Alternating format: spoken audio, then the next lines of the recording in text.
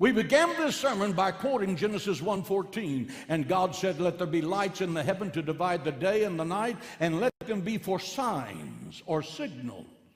When I was in Washington talking to Pastor Mark Blitz, he asked me if I'd ever considered the study of the lunar eclipse with regard to a prophetic signal. I said, no. He said, you should. So I came home, and thinking about what the pastor had said, I sat down at my computer and began to work. I knew that our Bible, this one, was written on the lunar calendar. Our calendar,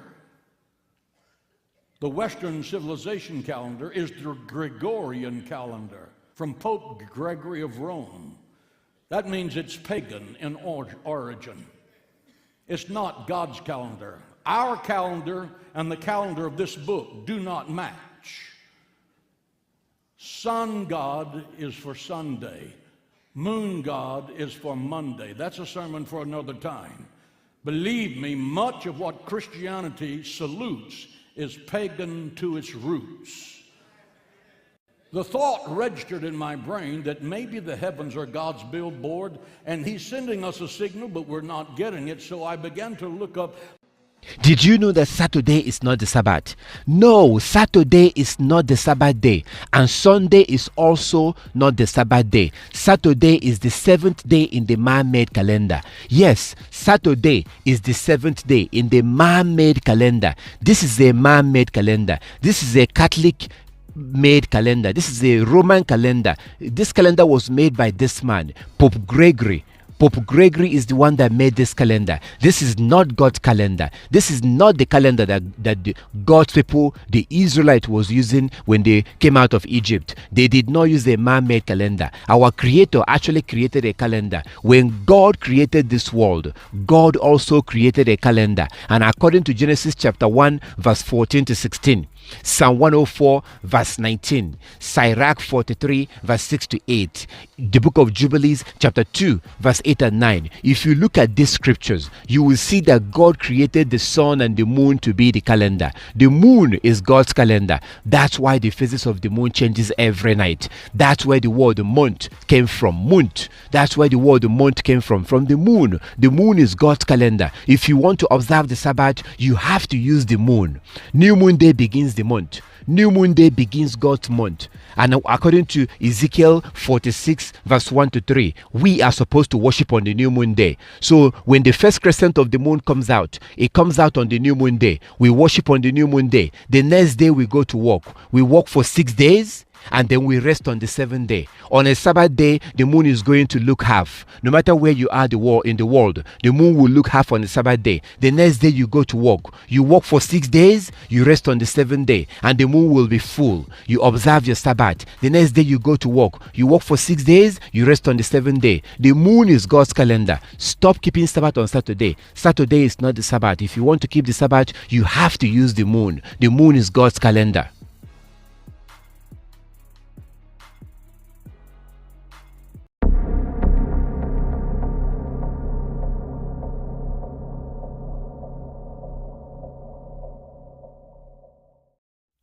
If you're trying to find out when the Passover is, when the New Year starts, you are more likely to go to Google and type in, when does the Passover, when is the Passover? You're more likely to go and type in, when is the Passover? And when you type in, when is the Passover, for example, if you type in, when is the Passover 2024, you are going to see a date. If you Google, when is Passover 2024, you will see a date. The problem is that that date is wrong. Whatever date they show you for Passover 2024, or Passover 2025, or Passover 2026, whatever date you see there is wrong. The reason why the date you see on Google is wrong is because that's a projected date. That's a guessing. They are guessing. It's a projected. They are predicting that it could be on this date. And their method of projecting it is not natural. Our Creator, the way that our Creator designed His calendar is integrated into nature. The calendar of the Most High is part of nature, natural, agriculture, and the luminaries. So please, if you want to know when the Passover will be, if you want to know when the biblical New Year will start, do not go to Google. Don't Google it. The date you are going to see there is coming from the so-called Jews. And it's not based on nature. According to scripture, biblical New Year is based on nature. Deuteronomy 16 from verse 1. And also Exodus chapter 12 from verse 1 and Exodus 13:4. So please, don't rely on Google if you want to know when the Passover will be or when the biblical New Year will start. Now, I'm going to show you in this video. The purpose of making this presentation is that by the time you are done watching this video, I promise you, you will be able to know how to identify the biblical New Year or the Passover naturally. My goal in this presentation is to show you from the scripture how you, no matter where you are, it doesn't matter where you are in the world, you yourself, by the time you're done watching this video, you yourself will learn how to identify the biblical New Year or the Passover. You can learn how to do it. I'm going to show you in this video. So let's get started. Let's get into this video and I will show you how you can do it naturally without having to resort to relying on Google, which does not do it naturally. They will give you a projected date, a guessing date. I will show you how to do this naturally. So all praises to our Heavenly Father. Let's get into the video and I will show you from the scripture and from nature when the biblical New Year starts. In the previous videos and on our journey to understand the Creator's calendar, we have observed how the fixing of dates and the watching out for celestial alignments go contrary to the divinely appointed times of Elohim. However, we do know that the year is to begin with a month which marks a period, and Yahweh makes it known that this is the month of Abib. This is the month wherein the Passover is to be kept.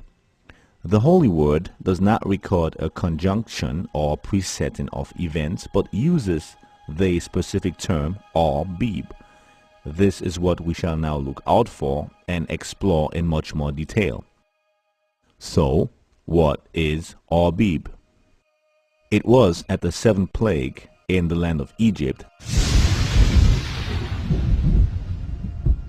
that scripture records that the barley was smitten because it was abib.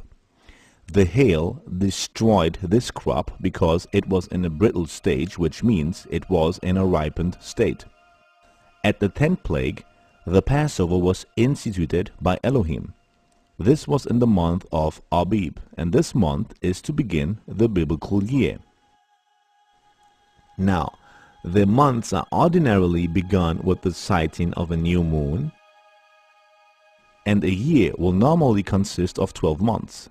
But the new moon and something referred to as Abib now marks the month that begins the year. First, how do we know that new moons indeed begin the months? From scriptures. For example, Psalm 104, He made the moon to mark the seasons, the sun knows its time for setting. and Psalm 81.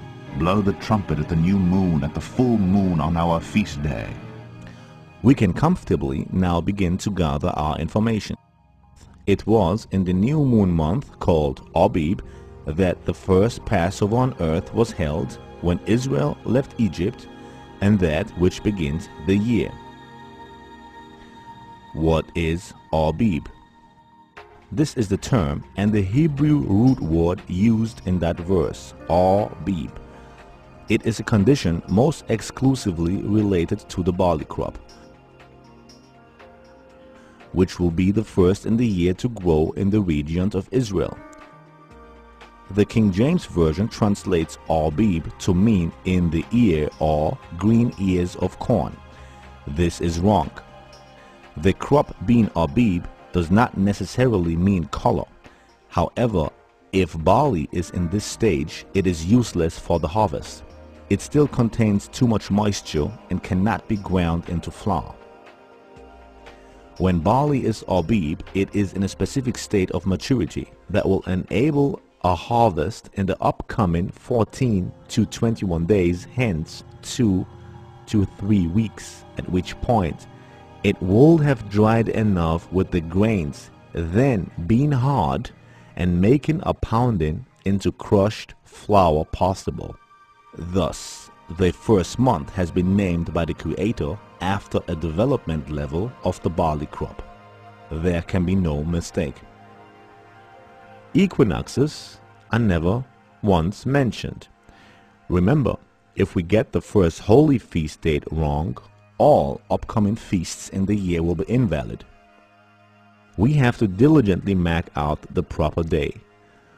These are the appointed feasts of the Lord, which you shall proclaim as times of holy convocation, for presenting to the Lord food offerings, burnt offerings, and grain offerings, sacrifices and drink offerings, each on its proper day. We soon discover that this marking is all centralized on the barley crop. As said before, we will have a new moon to start the month. There will be a timeline in this month. Abib barley is now needed to determine further progress on the holy timescale. On the 14th of the Abib month is the day the Passover lamb has to be sacrificed. The immediate following 7 days are the days of unleavened bread. It is a commandment that this feast must also take place in the Abib month, which it will if we are by default following the Abib method. You shall keep the feast of unleavened bread. 7 days you shall eat unleavened bread, as I commanded you, at the time appointed in the month Abib, for in the month Abib you came out from Egypt.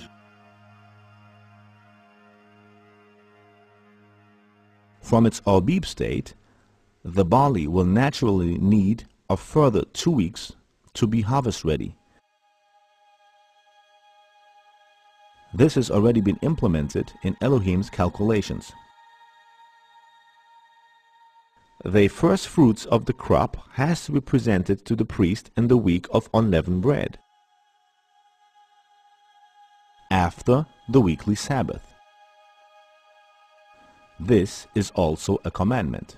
You shall bring the sheaf of the first fruits of your harvest to the priest, and he shall wave the sheaf before the Lord so that you may be accepted. On the day after the Sabbath the priest shall wave it. In the 7 days of matzah or unleavened bread, there will always be a weekly Sabbath day. We have the sacrificial week of Yeshua, for example, here. If the Sabbath were on the 19th instead of the 17th as depicted in this chart,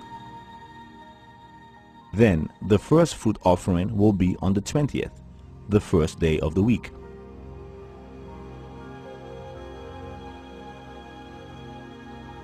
Now, the first fruits also mean that the harvest is to start. Israel may not eat of the crop until the bikurim, or the first fruits offering, has been presented before the priest. At the first fruits, the harvest begins. The barley has now moved from being abib to being harvestable. This is also a requirement. You shall count 7 weeks, begin to count the 7 weeks from the time the sickle is first put to the standing grain. From the Bikurim, we now number the 7th Sabbath to count down to Shavuot, which is Pentecost, the Feast of Weeks. Then you shall keep the Feast of Weeks to the Lord your God, with the tribute of a freewill offering from your hand, which you shall give as the Lord your God blesses you. Without the barley being in the abib state, there is no possible way of determining these set times. We repeat, we need the barley development and not the equinox. Very simple and totally dependent on the divine appointment of Yahweh. New moons are seen all around the globe, and barley too is grown worldwide. Where does the sighting and observation now take place? And the Lord spoke to Moses, saying, Speak to the people of Israel, and say to them, When you come into the land that I give you, and reap its harvest, you shall bring the sheaf of the first fruits of your harvest to the priest. All the conditions must be met in the Holy Land Israel.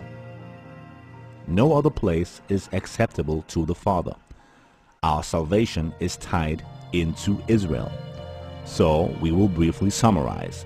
Abib shall be the beginning of months. It is when Israel left Egypt. Matzah is to be eaten in the month of Abib. The first fruits are brought in the month of Abib. The Passover has to be kept in the month of Abib. The harvest is to begin in the month of Abib. All is dependent on the Abib stage of the barley. But wasn't the barley already Abib at the 7th plague in Egypt? Yet Israel left at the 10th plague. Was this not too late? Remember in Leviticus 23, the 10th verse, we know that the right conditions are met in Israel to begin the month and feast. It was the Almighty, the Creator Himself, who knew of these conditions and instituted these first feasts for Israel. When the barley is Abib and the new moon is sighted in Israel, then may we begin with the celebration of the Father's holy feasts. So I do hope that these studies have helped you to understand how the calendar of the Creator is derived. And knowing this, we now look forward to the right conditions in Israel, where the Father makes it known when His holy feast days are to begin.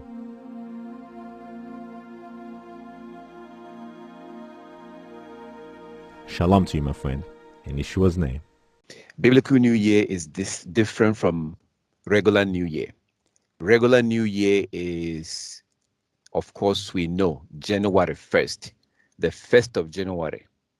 The 1st of January begins the man-made New Year. Man-made New Year based on man-made calendar. But Biblical New Year, as you know, is different. Biblical New Year is not January 1st. Biblical New Year, the actual year, the beginning of the year is not January 1st. It's based on a different system, on a natural system, based on nature, the way that the Most High created it. But how do you know the Biblical New Year? How do you know when the Biblical New Year starts? How do you know when the New Year actually starts? January 1st is not the New Year. 1st of January is not the New Year, at least in the sight of the Most High. Our God does not recognize January 1st as being a new year. Why? Because He gave us a calendar that He wanted us to use. And in His calendar, January 1st is not the new year. The question is, how do you determine the new year now? That is what I want to share with you. I really want everybody to be able to know how to determine the new year. I want you to be independent on this. I don't want you to rely on anybody in determining the new year. Like when I say rely, I mean I don't want you to have to wait for me or for anybody to do a video telling you that Passover will be on so and so date. Because if that becomes the case, if you have to wait for people to make video to remind you, then what happens if those people are no longer able to make videos? You become vulnerable, especially if you are somebody who loves the Most High. If you are somebody who wants to keep these feast days, you don't have to rely on anybody. You don't have to rely on me. I want you to be able to know how to identify the new year. Biblical New Year is usually in March or April.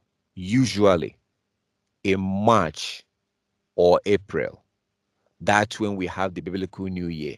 Typically March or April. March in the man-made calendar. Sometimes it's early April.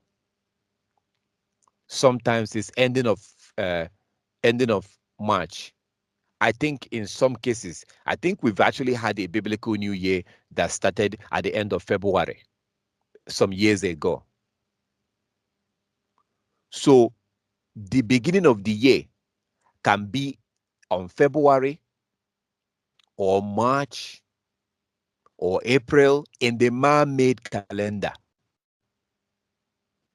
Because there's a difference between the man-made calendar we are using today and the calendar that our Creator created when He created this world.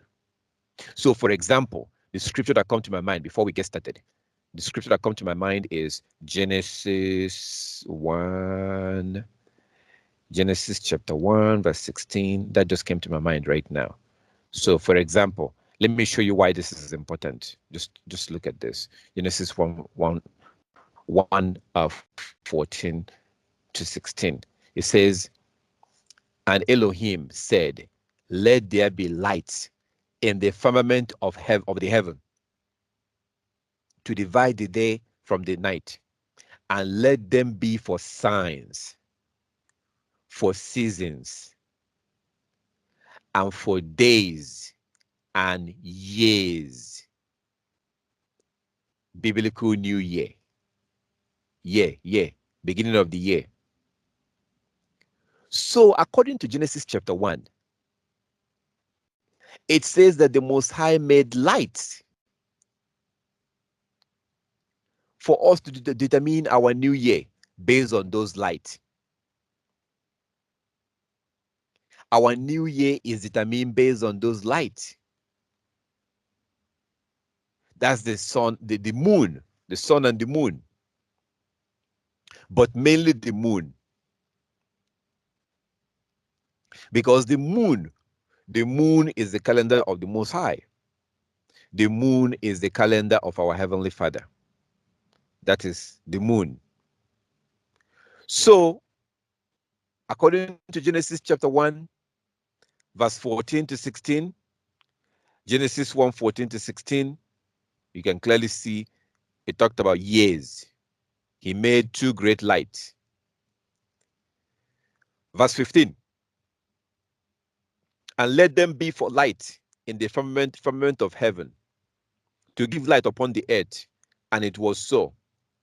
And Elohim made two great lights, the greater light to rule the day and the lesser light to rule the night. He also made stars. So the Most High made the sun and the moon. It has to do with the beginning of the year. It has to do with the beginning of year. That is what we're looking at, because what I would like for you to know, I would like you to know how to determine the new year. I want you to be able to know how to determine the new year. That is my desire. So, the new year is usually in March or April. March or April. Sometimes at the end of February. Sometimes the new year can also start at the end of February. In some cases, not all the time. I think most of the time, biblical New Year is actually more likely to be on March. Most likely to be on March or April. it's not always, it's rarely at the end of February. Sometimes I think at one point New Year started at February 28. That could be 3 or 4 years ago. It was around February 28. So how do you determine it? How do you know? So the first thing, let's go to scripture that talked about New Year. Let's start with Deuteronomy chapter 16. Deuteronomy chapter 16. Let's start from there because I have a lot of stuff to show you, and everything I'm going to show you right now, everything I will show you in this video is designed for you to be able to become an expert when it comes to determining the new year. So this is not, what I'm showing you is not just about this coming new year. No, it's for all new years. So after watching this, you will be able to know how to determine it from now on by yourself. So Deuteronomy chapter 16 from verse 1. Deuteronomy 16 from verse 1, it says, observe the month of Abib and keep the Passover of Yahweh your Elohim. For in the month of Abib, Yahweh your Elohim brought you out of Egypt by night. Observe the month of Abib and keep the Passover of Yahweh your Elohim. Observe the month of Abib. I had a pastor that was asking me about the new year. And I was telling him that when they were about to celebrate the new year was wrong, because that was when the so-called Jews were celebrating it. And I told him that that was wrong, because that was not according to the scripture. He didn't understand what I was saying. So I told him to go and find out what Abib is. I told him, go and find out the meaning of Abib. Go and find out the meaning of Abib. What is Abib? Go and find out. Once you know what Abib is, then it will make sense. And he did. He went and studied to find out what the meaning of Abib is. And then it made sense. He understood it. So sometimes people might do something like this. People might go to Google and type in Abib. You can do that too if you want to. But just educate yourself on what Abib is. And I'm going to show you what Abib is in this video. So first, Deuteronomy chapter 16. Deuteronomy chapter 16. Observe the month of Abib. So the fact that our Heavenly Father says observe the month of Abib, the fact that he says it makes it important. We all should know what Abib is. When he say observe the month of Abib and keep the Passover is supposed to be kept in the month of Abib. Passover is not in January. It's on the month of Abib. So the question is, what is Abib? Okay, let's go to Exodus chapter 12. Exodus 12 from verse 1.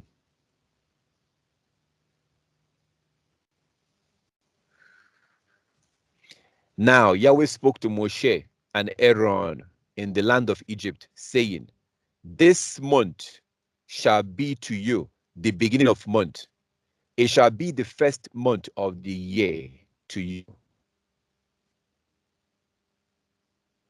Verse 3, speak to all the congregation of Israel, saying, on the 10th of this month, every man shall take for himself a lamb according to the house of his father, a lamb for a household.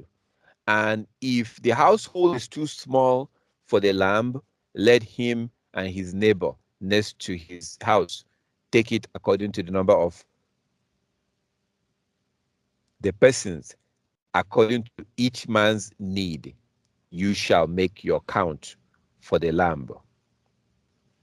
So this is talking about the Passover. Passover is observed in the month of Abib, which is also the first month. And the Most High is telling us that this should be the beginning of your month. This month shall be the beginning of your month. It shall be the first month of the year. If we go to the next chapter, chapter 13, Exodus 13, we look at verse 4.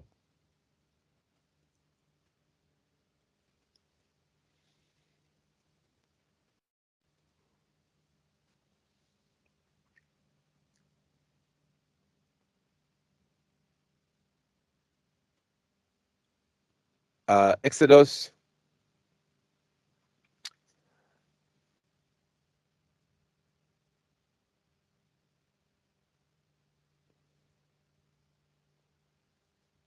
on this day, you are going out in the month of Abib. Israelites left Egypt in the first month, and the Most High says it's the month of Abib. The month of Abib. So the question is, as you can clearly see here, that Abib has to do with New Year. Abib has to do with New Year. So what I'm doing here is to let me do it normally, the way that people normally do it. So this is Abib. That's the word Abib. The Most High is saying that the New Year has to do with the month of Abib. In January, it's about something called Abib. Abib, month of Abib. That is when the New Year starts. So I'm going to take it ABIB. Let me take that and put it. Actually, maybe I should look.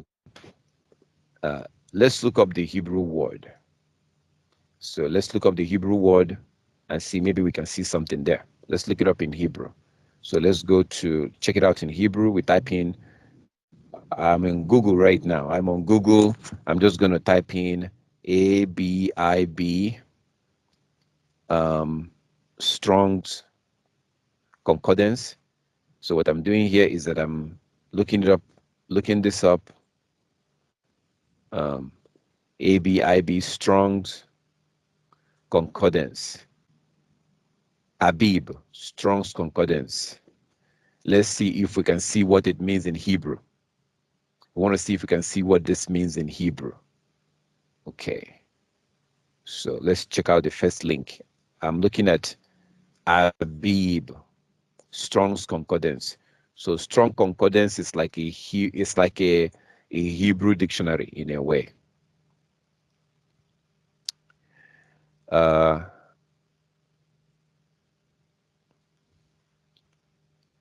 Okay. So we're looking at, this is normally what you would do when you see something like Abib. You want to look it up in Hebrew to see what it means. That's what we will normally do, to see what it means. That's a normal thing to do, is to look up the word in Hebrew. We look up the word Abib. It says fresh young ears, also Canaanite name for the first month of Jewish calendar. That is what we see in this definition.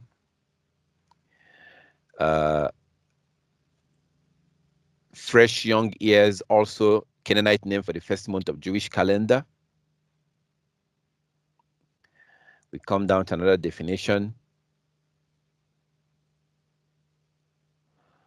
It says month of ear forming or of growing green. Abib, month of Exodus and Passover. Okay, so it says month of ear forming or of growing green. Abib, so it has to do with agriculture in some way. We come down here, it says from an unused root, meaning to be tender, green, i.e., a young ear of grain.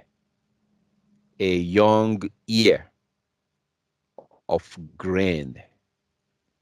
Hence the name of the month of Abib, or Nisan. Abib, ear, green ears of corn, not maize. So it has to do with agriculture, as you can see here. It's a young ear of grain, a grain. So we will continue with the scriptures. I've shown you Exodus chapter 9, Exodus chapter 9, 31. Now the flax and the barley were struck, for the barley was in the head. So barley was ready for harvest because, again, the Most High was destroying their food system. The ones that are not ready for harvest, there's no point in destroying them. And it just happened in the first month when they left Egypt. And we see here in Exodus chapter 12 that the Most High said, this month shall be the beginning of your month. It shall be the first month of the year. Then we see in Deuteronomy chapter 16, Deuteronomy 16, we also see the Most High talking about the month of Abib. Observe the month of Abib and keep the Passover in the month of Abib.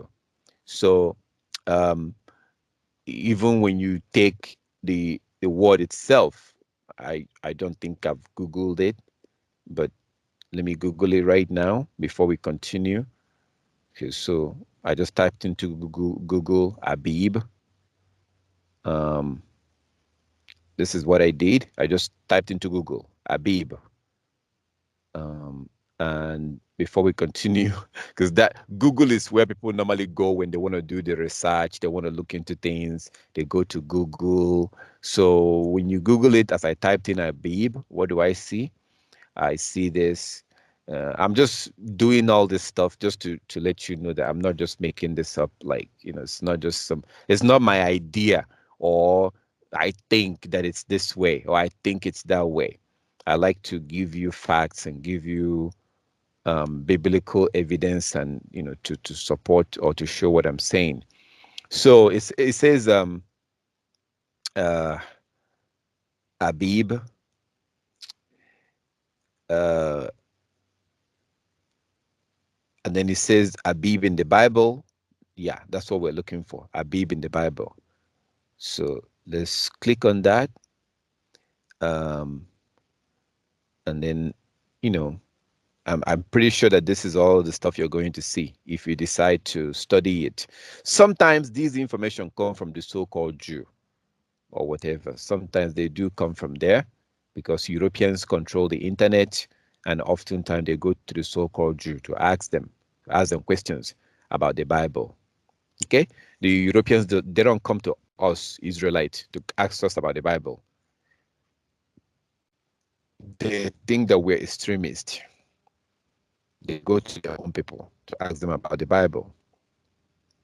So that is why, for example, let me give you an example. Okay, I don't normally do this, but if you go to Google right now, let me show you. Let me show you what I'm talking about. Look at this. Just watch this. Passover. Passover 2024. Just check this out. 2024.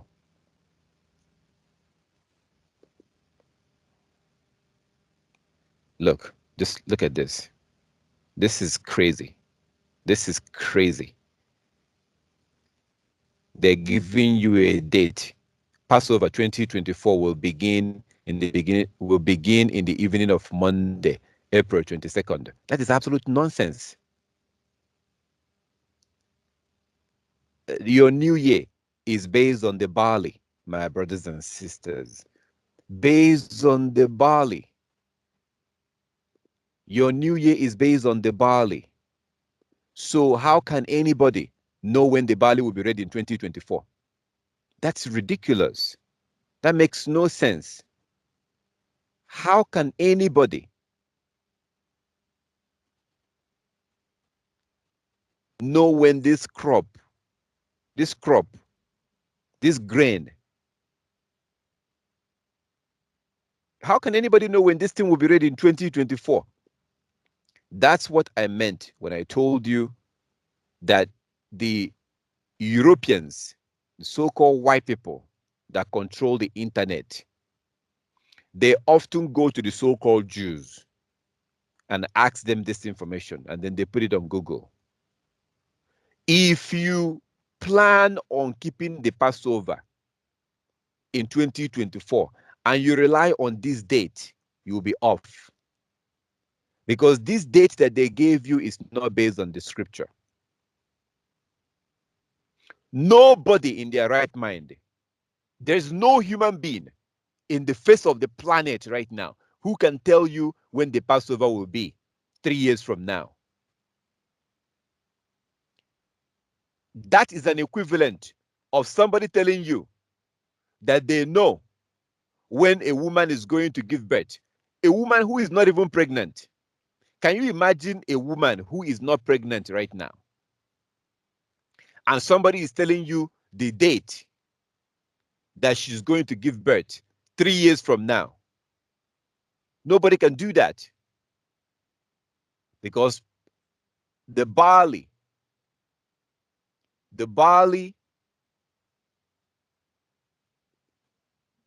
is agriculture. It's a grain.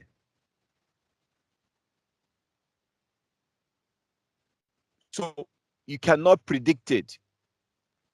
Just like nobody can predict the hour, the day and the hour, and the minute a woman will give birth. Nobody can predict that. It's all natural. It's all based on nature. But if you rely on Google, they will tell you that Passover will be in 2024 on April 22nd. Nobody knows that. We're not even there yet. Okay, let's continue. So I think that what I wanted to establish here, my brothers, my sisters, is to let you know that the Passover,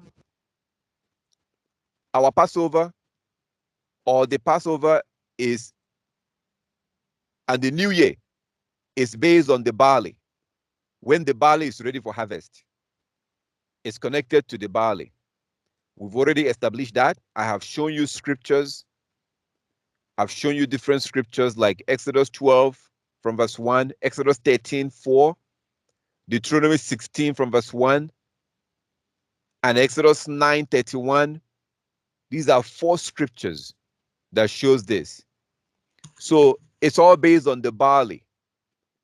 It's all based on the barley. Oh, let's go to Leviticus before we continue, because right now I need to show you. I haven't even gotten to the point to what I wanted to show you, how to find the barley and see if it's ready. Let me show you this scripture before we go there. So let's go to Leviticus chapter 23. Leviticus 23.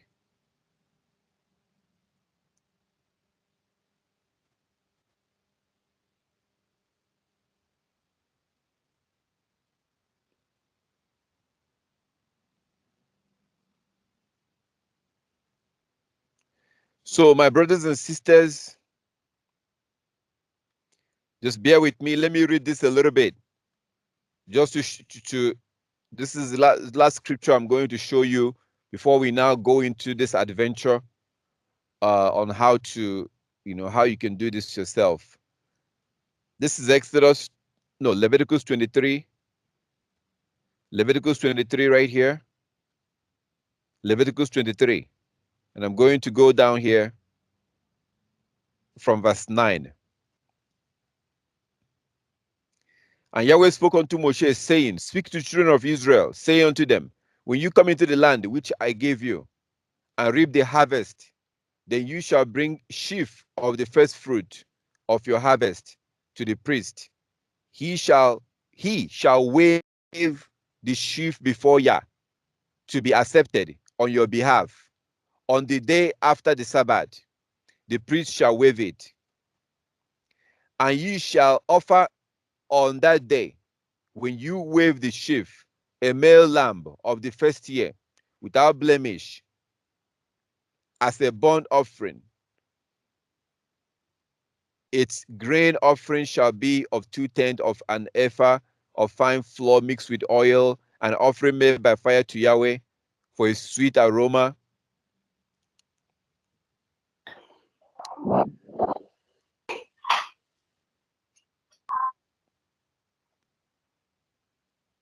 And its drink offering shall be of wine 1/4 of a hin. You shall eat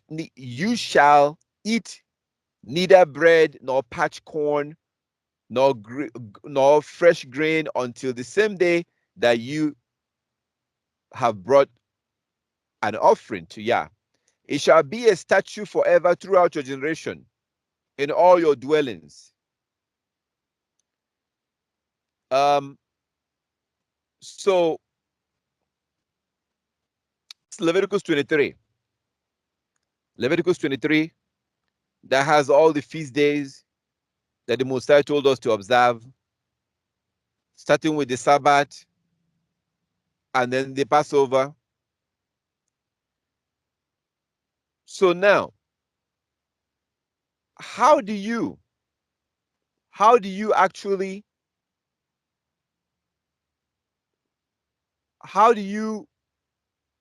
know when the barley is ready for harvest? That's the question now. These are people in the field gathering barley. And seeing these people right now, a scripture just came to my mind. Let's look at it. Ruth chapter 3, or Ruth, the book of Ruth. Ruth just came to my mind. I didn't think about that scripture earlier. But let's just look at it real quick, because what you see here in the book of Ruth happened in the month of Abib. And let's go to the book of Ruth.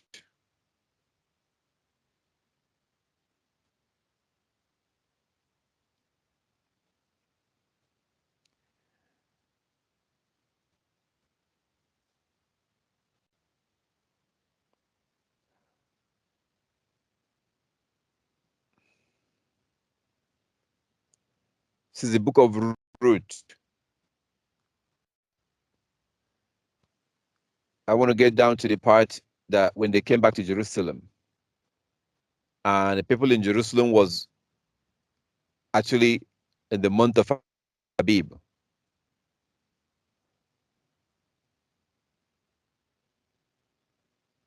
Okay, so this is the book of Ruth, chapter 1, verse 22. Ruth, chapter 1, verse 22. So Naomi returned from Moab, accompanied by Ruth, the Moabite, her daughter-in-law, arriving in Bethlehem as the barley harvest was beginning. As the barley harvest was beginning. So as soon as I saw this picture right here, I saw a picture, and that picture reminded me, this picture reminded me of the book of Ruth. They are harvesting the barley right here. That was around the time that Ruth came back to Jerusalem with her daughter-in-law in Ruth chapter 1, verse 22. I'm pretty sure that we can see more information if we continue. Go to the next chapter.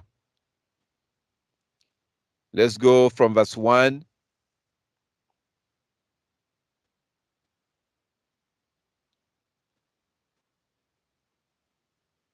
So just to show you that, you know, the Israelites actually do harvest their barley. They harvested, you know, their crop. It was a very busy time in Israel. The month of Abib is a very busy time. People are busy harvesting their crop. Verse 23, chapter 2:23. 2:23. Ruth 2:23. So Ruth stayed close to the women of Boaz to glean until the barley and wheat harvest were finished. So there is something called the month of Abib. This is the month when they harvest the barley. It's a period of time until the barley and wheat harvest were finished, and she lived with her mother-in-law. Let's go to chapter 3. I want to show you something in chapter 3.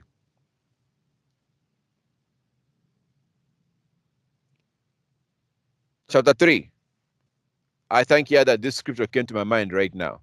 And the scripture came to my mind when I saw this picture right here. When I saw this picture reminded me of what happened with Ruth when they came back to Jerusalem or to Bethlehem.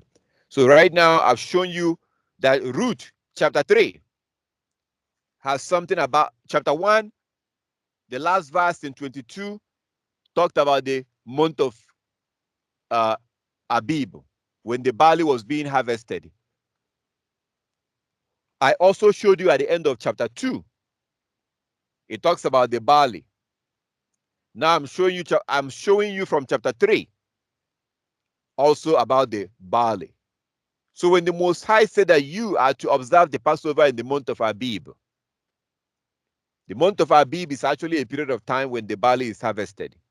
And I'm also adding the book of Ruth to show you that. On the day Ruth's mother-in-law, Naomi, said to her, "My daughter, I must find a home for you where you will be well provided for." Because her husband died and she was very young. She was a very young girl.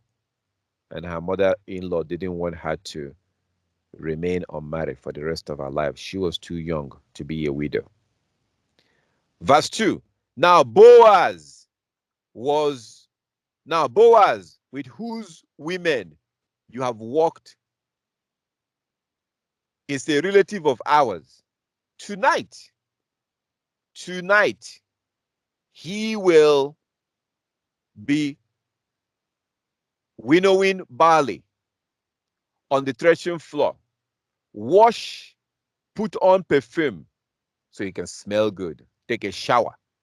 Go take a very good shower and put on some perfume and get dressed. Best clothes. Then go down to the threshing floor, but don't let him know you are there until he has finished eating and drinking. When he lies down, note the place where he is lying. Then go and uncover his feet and lie down. He will tell you what to do.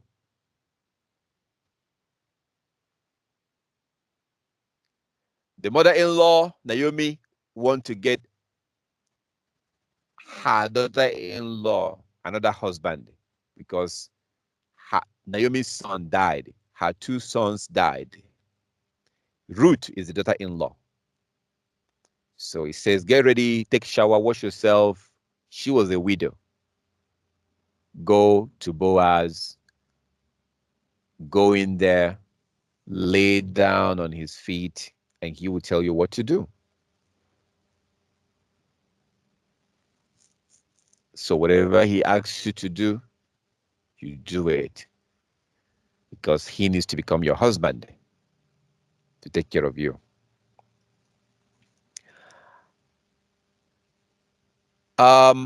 Verse 5, I will do whatever you say, Ruth answered.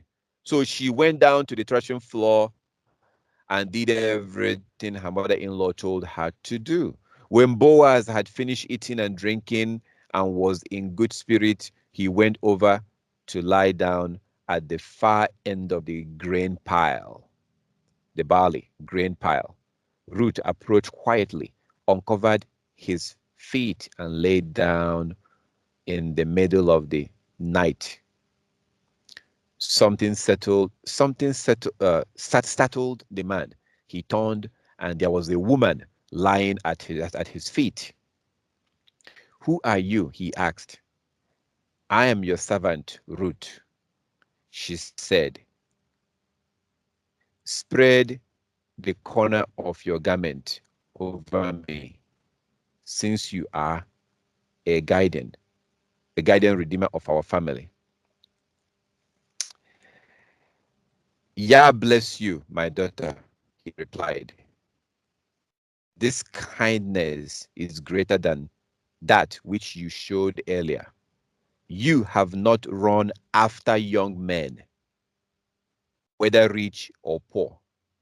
And now, my daughter, don't be afraid. I will do for you all you ask. All the people of my town know that you are a woman of noble character. Although it is true that I am a guardian redeemer of your family, there's another who is more closely related than I. Stay here tonight, and in the morning, if he wants to do his duty as your guardian or next of kin, good, let him redeem you. Talking about marrying her. But if he is not willing, as surely as Yahweh lives, I will do it. Lie here until morning. Verse 14, so she lied at his feet until morning, but got up before anyone could be recognized. And he said, no one must know that a woman came to the threshing floor. He also said, bring me shawl you are wearing. That is her veil. This right here is her veil. You are wearing, and hold it out. When she did so, he poured into it 6 measures of barley. 6 measures of barley. Barley, like, I think I got it here. I think I have it somewhere. Like something like that. Or something like,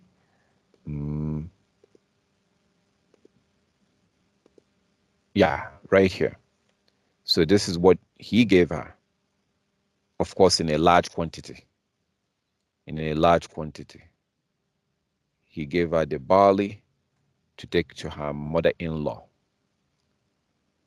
The much, much larger quantity, and it was poured into her veil. How do we know it's her veil? Well, like as I said, I don't like to say these things without just saying stuff and just expect you to believe me. So he told her to bring up her veil.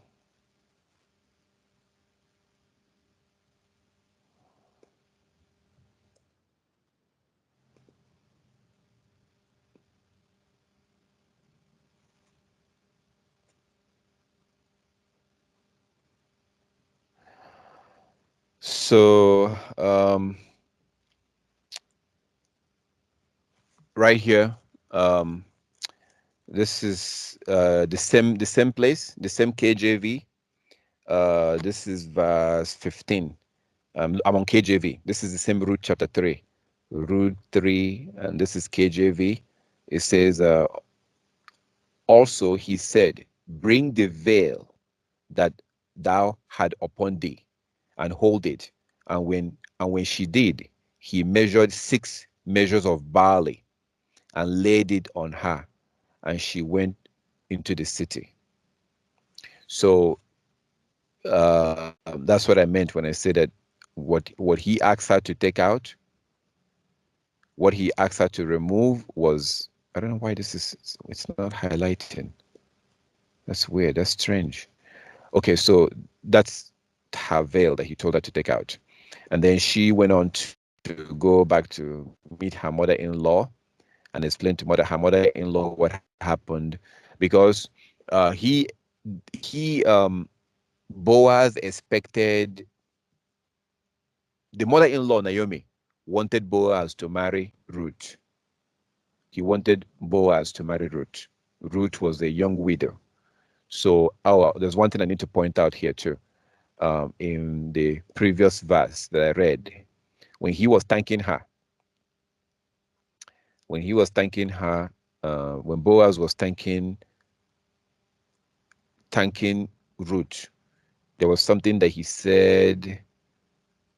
I think it's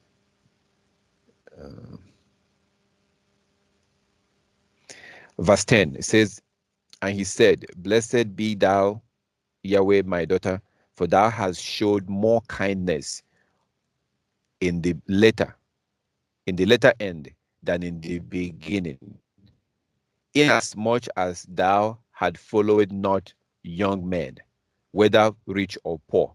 So what Boaz was talking about here was he was referring to here is, like, for example, when he made the statement that he made here, when he said this, what Boaz was talking about here is something that not everybody might understand what he was actually talking about. So, for example, when he says that when Boaz,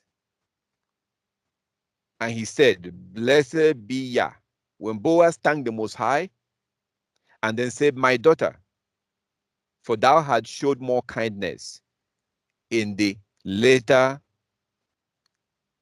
rather than in the beginning," what he was referring to here is that Boaz, was an older man.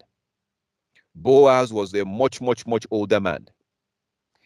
And he was telling this girl, basically, if I speak it in English, what he was telling this girl is, I appreciate you choosing me over young men. Verse 10, then Yah bless you, my daughter, Boaz exclaimed. You are showing even more family royalty now than you did before, for you have not gone after young men, whether rich or poor. Because again, Ruth was sent to Boaz. Her mother-in-law told her, "Get ready, take shower, put on your perfume, go to Boaz, go and lay down by his feet. Whatever he asks you to do, do it." Now, you're not gonna tell a girl, like you're not gonna tell a young girl to go to a man's house, go inside his bedroom and lay down on his feet, and whatever the man asks him to do, she should do it. The only reason why you would do that is if you want that man to have sex with her. That's it. That's the only reason why. So in this case, if you look at the beginning, look at from verse 1. Look at verse 1. Ruth chapter 3 verse 1. Ruth 3:1. Ruth chapter 3 verse 1. One day, Naomi said to Ruth, "My daughter, it's time that I find a permanent home for you, so that you will be provided for." Boaz is a close relative of ours, and he's been very kind by letting you gather grain with his young women. So Boaz have other young women. When she says our relative, Boaz is our close relative. It's kind of like, if you remember Genesis 24 with Abraham, right? Abraham told his servant. He told his servant to go to his people, go to my people, to find a wife for my son. Don't let my son marry a wife in this place. You go to my relatives. Go to my relatives, and I don't want you to let my son Isaac marry a wife. Genesis 24. Abraham was now very old, and Yahweh had blessed him in every way. One day, Abraham said to his oldest servant, the man in charge of his household, "Take an oath by putting your hand under my thigh. Swear by Yahweh, the Elohim of heaven and earth, that you will not allow my son to marry one of the local Canaanite women. Instead, to go instead. Go instead to my homeland, to my relatives, and find a wife there for my son. Go to my homeland, to my relatives, and find a wife for my son. So if we come back to the book of Ruth, Naomi said to Ruth, one day, Naomi said to Ruth, my daughter, it's time that I find a permanent home for you. So Naomi was definitely setting Ruth up to become the wife of Boaz. That's why he said, go over there and do whatever he asks you, whatever, she's ready for marriage. And as soon as he consummates the marriage with her, they become husband and wife in the sight of Yah. So why are we in this chapter? Why did we come to the book of Ruth, chapter 3? Well, look at what I was showing you earlier. Look at verse 15. I showed you this, something similar in chapter 1, chapter 2. We are now in chapter 3. Ruth, chapter 3, verse 15. Ruth 3:15. Then Boaz said to her, bring your cloth or your veil and spread it out. He measured 6 scoops of barley into the clock and placed it on her back. Then he returned to the town. So here we came to this book of Ruth because of barley, because of picture. I said I saw this picture. These are the women that was gathering barley. So barley was in the month of Abib. That's when barley has to do with the beginning of the year. Now, my brothers and sisters, let me tell you something. My brothers and sisters. As a lawkeeper, this is very important, what I'm about to tell you right now. I want to guarantee you something. My brothers and sisters, I want to guarantee you something. The guarantee I'm giving you right now is that at some point in your life, you are going to come across people that believe that the new year starts on spring equinox. There are people who refuse to start their biblical new year with the barley, even though the Most High wants us to start it with the barley. Once the barley is ready for harvest, then the new moon that comes after that begins the new year. Once the barley is ready for harvest, the new year that comes after that begins the new year. The new moon, the first crescent of the moon, the first crescent that comes after that begins the new year. But there are people out there who believes that the new year is not by the barley. You are going to meet people like that. They don't believe in using the barley. They believe in doing it by spring equinox, even though the Bible did not ask you to do it by spring equinox. Okay, so now, my brothers and sisters, how do we know? How do you know? Let's just say that you live in Ghana, or you live in Jamaica, or you live in Chicago, or you live in Europe, and you are not in Israel. How will you be able to know when the new year starts? That's the question now. How will you be able to know when the new year starts? That is what I want to show you. Because I don't live in the land of Israel. I'm going to share with you exactly what I do. The Most High has made stuff easy for us. So you can start. Like, for example, my brothers and sisters, As we speak right now, as you're hearing my voice, I am right now on the 12th month. In the man-made calendar, this is the month of March. The month of March, this is the 12th month. But to be honest with you, I have no idea when the Passover is going to be, because I don't know if the barley is ready for harvest yet. Now, normally, I will go online and begin to look.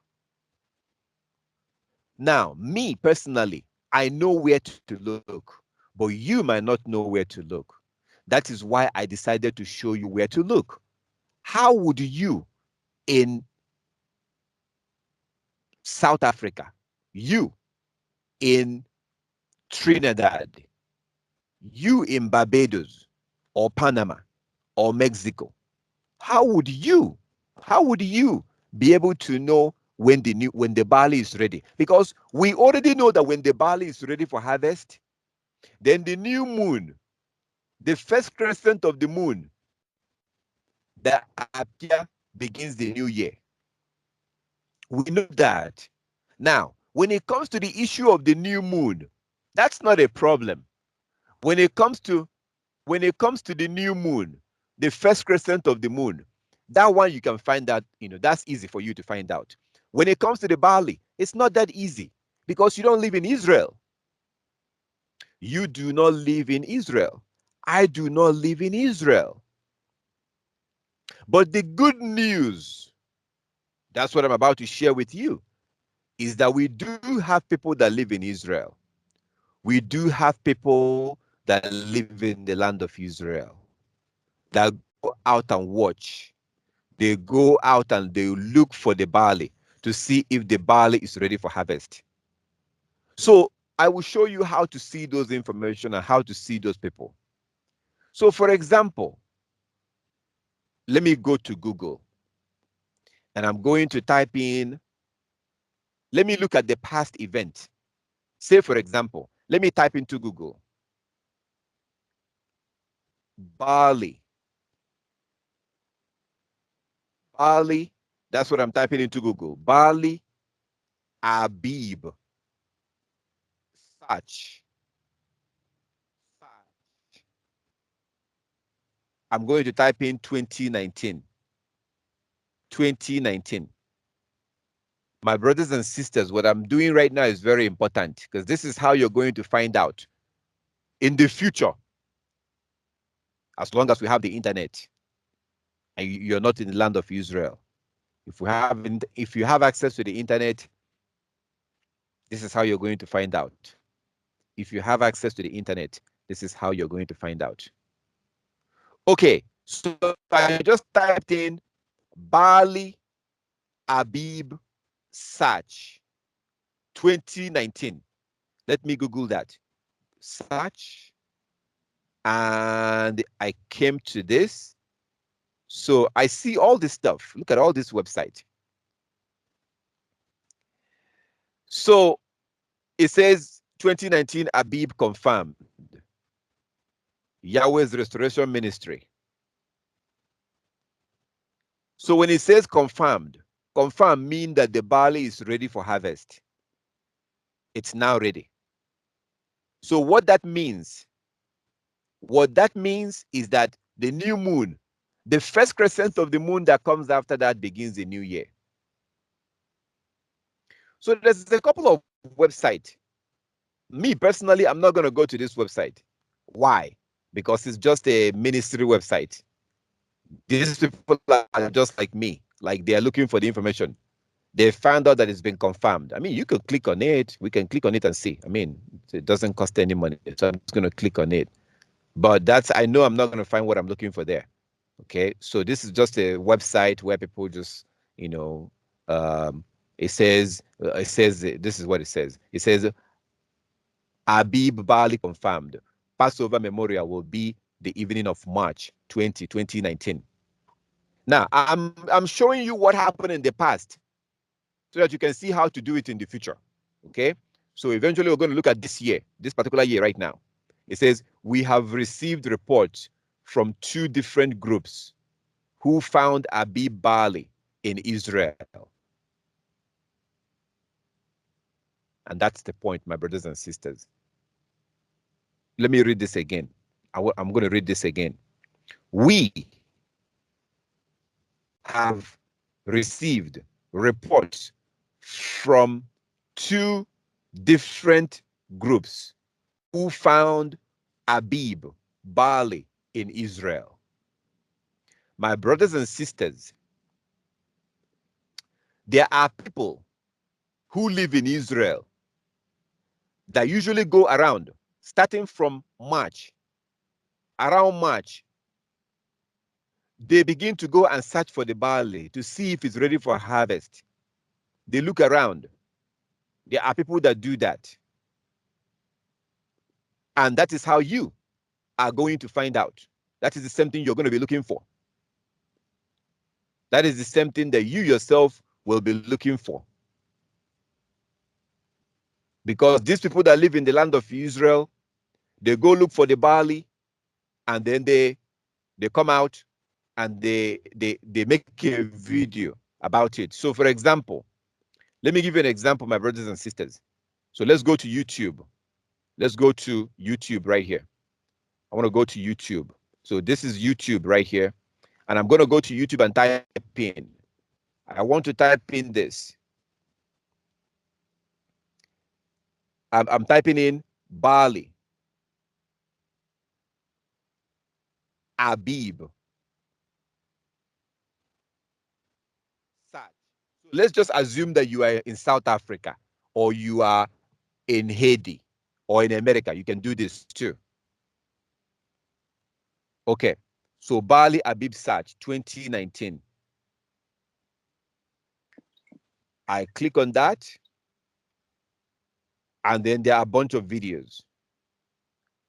Remember that what I typed in is barley abib search. Let me show you. Barley abib search. Barley abib search. You can put whatever year. So if, let's say, you are in 2023, you do the same thing. But I just want to let you know that you have to do this like in March, or at least at the end of February, because these people only go out to look. They only go out to look during the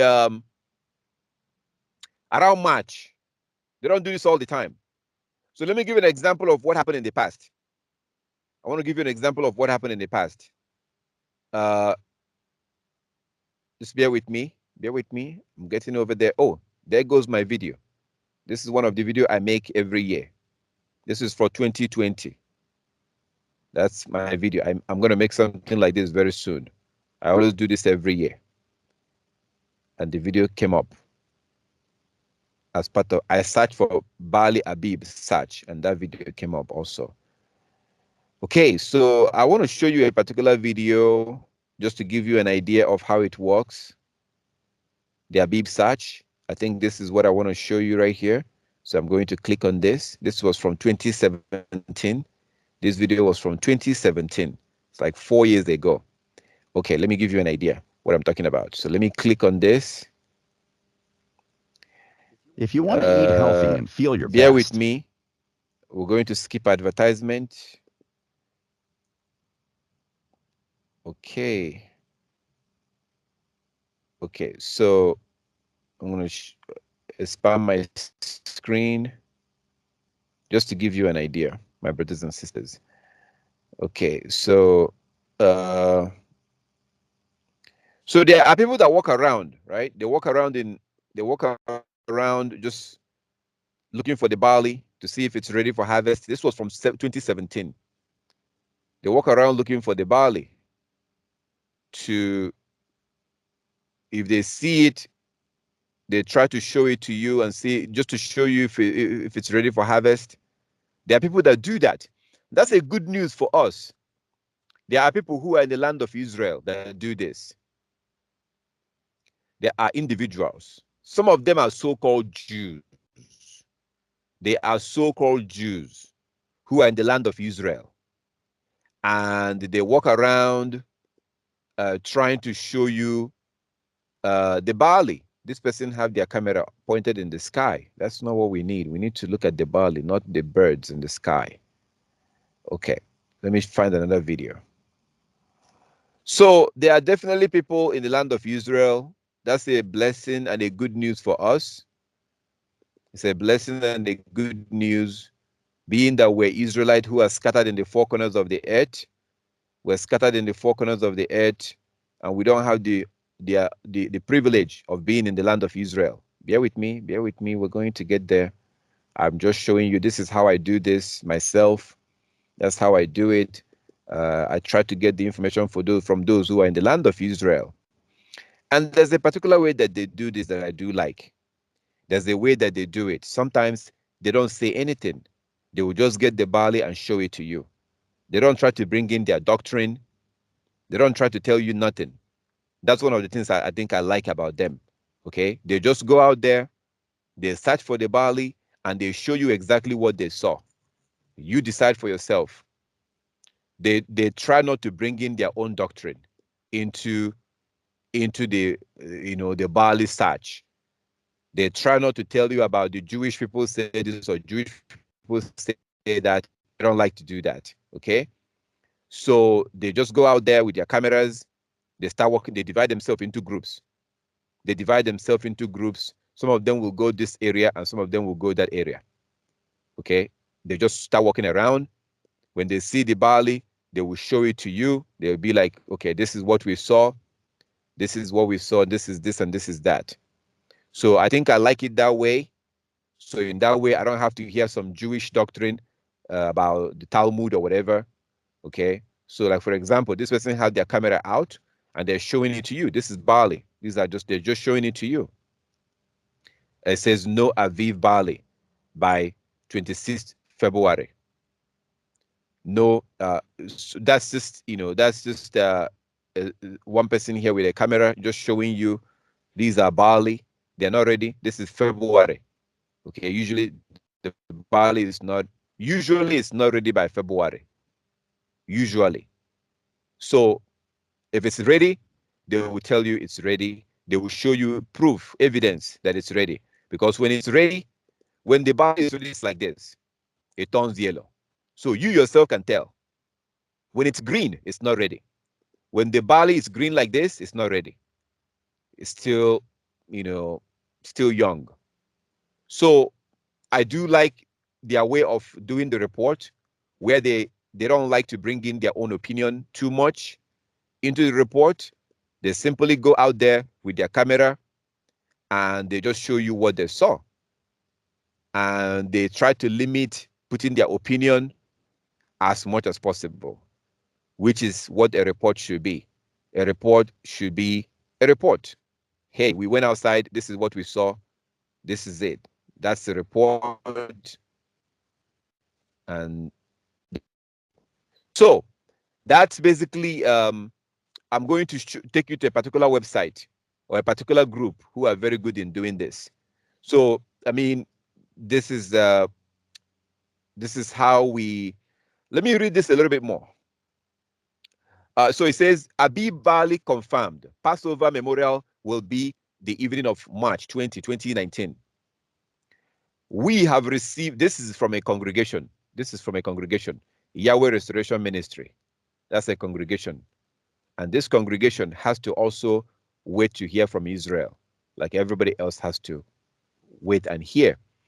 We have the internet, my brothers and sisters. We have Google, we have the internet, we have our phone.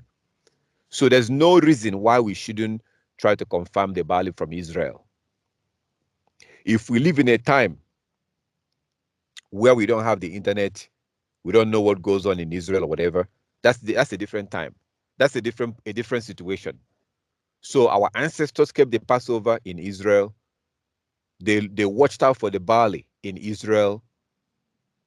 We have the technology to be able to be wherever we are in the world and see what happens in Israel. Why can't we take advantage of that? Why am I saying this? Because there are some people who might say, well, we're not in the land of Israel, so we don't have to use it. Your ancestor used it in the land of Israel. Your ancestor confirmed the barley being abib in the land of Israel. You got the phone, you got the internet, you got the YouTube. You got people in Israel who the Most High stirs up their spirit. The Most High makes this hidden to go out and look for the barley and tell you exactly what's going on, so that you the Israelite, you, the Israelite, who are scattered in the four corners of the earth, things will be much easier for you. The Most High has the hidden working for you. The Most High is the one that makes the hidden to go out there and search for the barley. They do it very dedicatively. They dedicate themselves on doing this. They volunteer. These are volunteers. This is not from the state of Israel. This is not from the Jewish people. These are people that volunteer to do this every year. They volunteer themselves. They gather together and then they divide themselves into different groups. And they begin to go look for the barley with their camera. They gather the information. They show you what they saw. They upload it on YouTube and Facebook. So that makes it easy for the Israelite who is in Iraq, the Israelite who is in Cameroon, the Israelite who is in Jamaica, America, wherever you are. It makes it easy for you because now the Most High got the hidden working for you because you are not in your land. You are not in the land of Israel. The Most High has people over there who goes around and look for the barley and report to you so that in that way you know when to observe your Passover. That's a good thing. It's a good thing that it happens this way. And there's no reason why we shouldn't accept it this way. This is good because even though we might not be in the land of Israel, we still have a reliable information. Okay. Abib barley, when I say reliable, I mean they have a camera. They videotape it and they show it to you. They go out for the inspection at least 2 or 3 times every year. Usually the first time they go, the barley is not abib. They will go again and then they will go again. So I'm going to take you to I'm going to show you I'm just doing all this stuff for you to know how to do it. How to search around yourself. Search around, look around and do it yourself. So it says we have received reports from 2 different groups who found abib, barley in Israel. With this barley confirmation, they also had this observation. The Jordan Valley is the lusciest I have seen in the 18 years of inspection. So one of the inspectors, one of those that go out, say that for the past 18 years, ever since he started inspecting, that Jordan Valley was the lusciest that he has ever seen it. That is the following thought before coming, but certainly confirm them as did our findings in our early field at the confluence of Jezreel and Jordan Valley. With this barley confirmation and the projected new moon sighting March 7, with the barley confirmation and the projected new moon sighting March 7, we will be observing the Passover memorial the evening of March 28th. The photo of an observer in a field of wild barley verifies their report. Brian Covery, trusted observer, wrote, "If you are not aware, this is more than an Omer requirement. This field is traditionally one of our early ones near Reim Junction." And this is a picture that was being talked about. And I guess that's one of the observers, those that go and look for the barley. So for those of you, my brothers and sisters who are new, I know that we have brothers and sisters. You might be watching on YouTube and this whole thing is new to you. Biblical New Year, how Biblical New Year is determined and stuff like that. It might be new to you. This is how it's done. It's based on the barley. Once the barley is ready for harvest, then the next new moon that comes begins your new year. This normally happens in March or April. Okay, so let me go back to Google. Remember, I Googled Abib search 2019. That was what I Googled. Abib search 2019. So what I'm going to do now is that I'm going to put in 2020 because I want to see current information. Because I put 2019 all the information I'm going to see is all for 2019, right?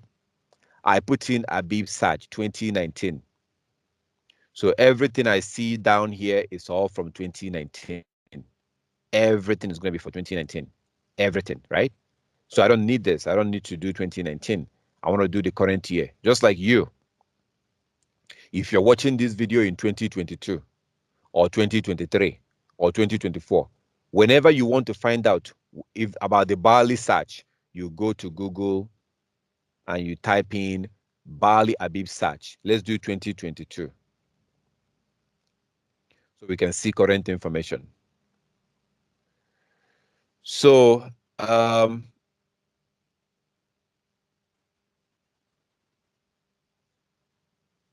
this is like the latest information as of my time right now, being in 2022.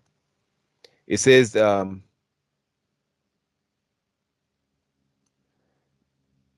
Aviv Barley and the head of the year.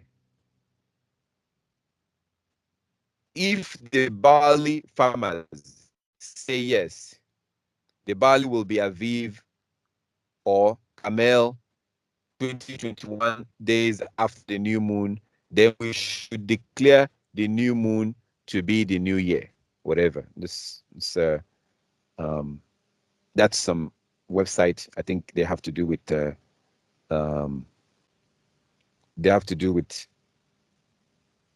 they go out to look for the barley too.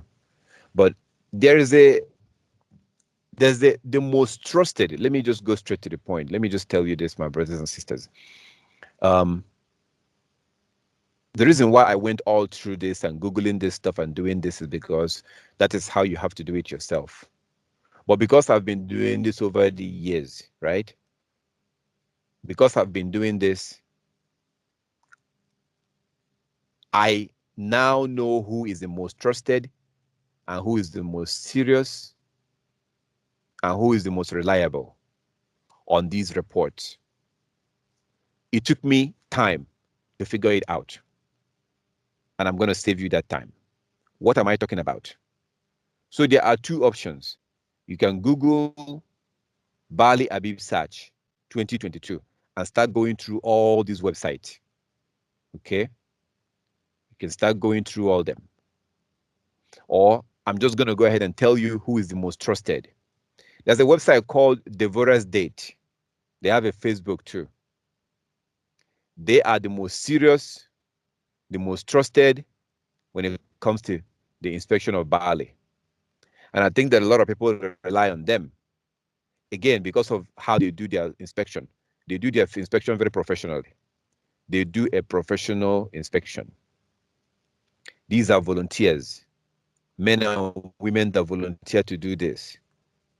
And they will just go out and they see the barley, they record the whole thing on video, and they show it to you. Their Facebook is called Devorah's Date. They also have a YouTube. So another people who are also good is Hebrew in Israel. Hebrew in Israel also. I think that they have a little disagreement, if I'm not mistaken, but that's fine.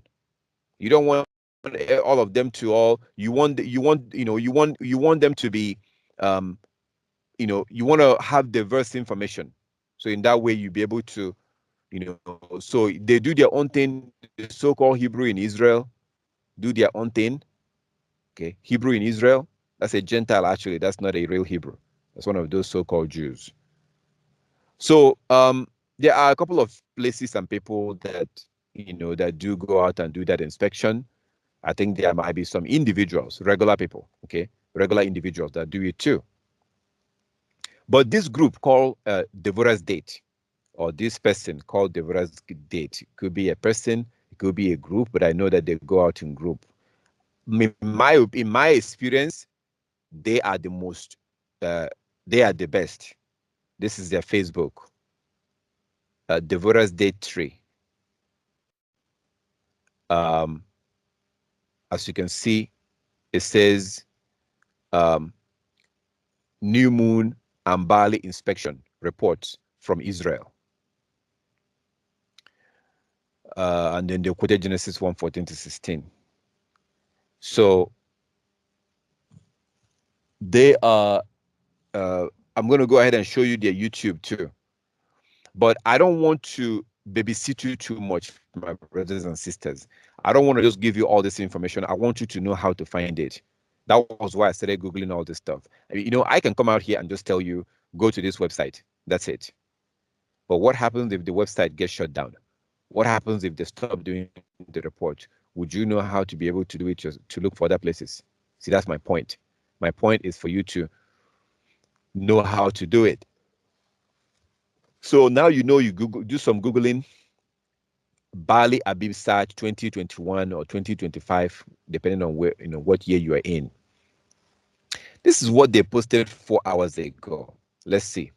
It says, as the most developed field we saw on 1st and 2nd March 2022, we are in the cutting stage, and we've been having we've been having cooler temperature. We don't expect to find harvestable field by March 2022. However, we are interested in carrying out another inspection next week in order to take advantage of this short window. We have to learn more about the barley's development. On this inspection, we are particularly, please somebody mute their mic, please. We are particularly interested in seeing how much barley. So this was posted 4 hours ago. I want to see if they did any inspection at all. And we're going to go to their YouTube also. Because again, like as I said, these people are the most trusted.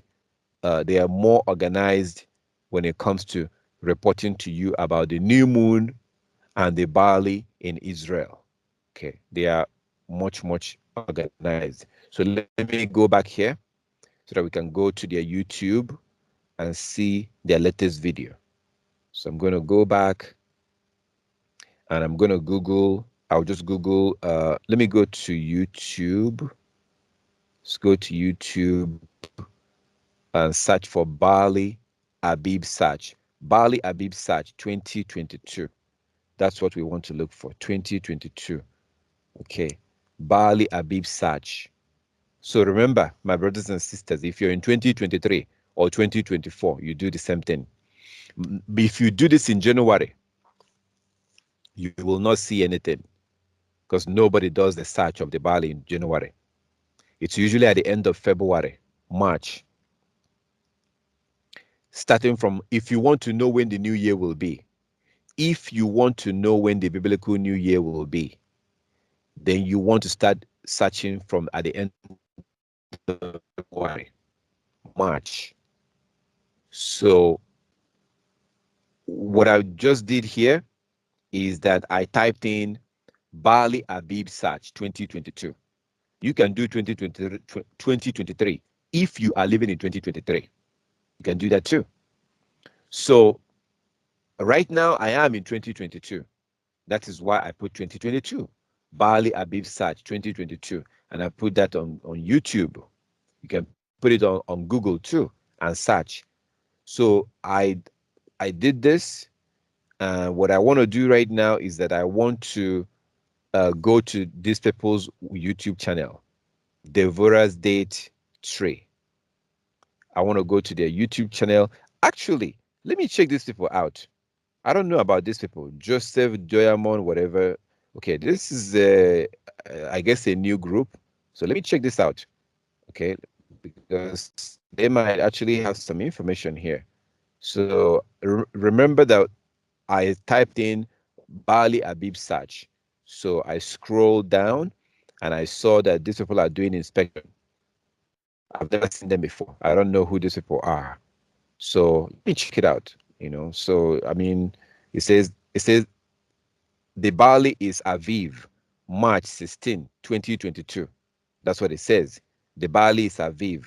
Okay, let's see.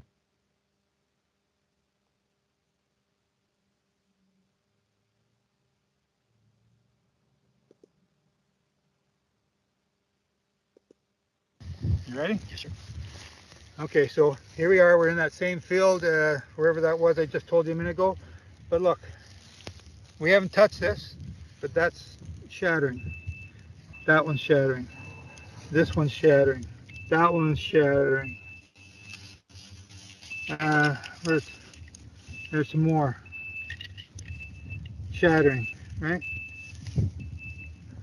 They're just, it's ready. Can't wait for more days. So, again, folks, you got to make up your own mind. You don't have to follow me. I don't want you to follow me, but follow Jehovah and do what he says. You know, this stuff, look how easy that pulls out. Right?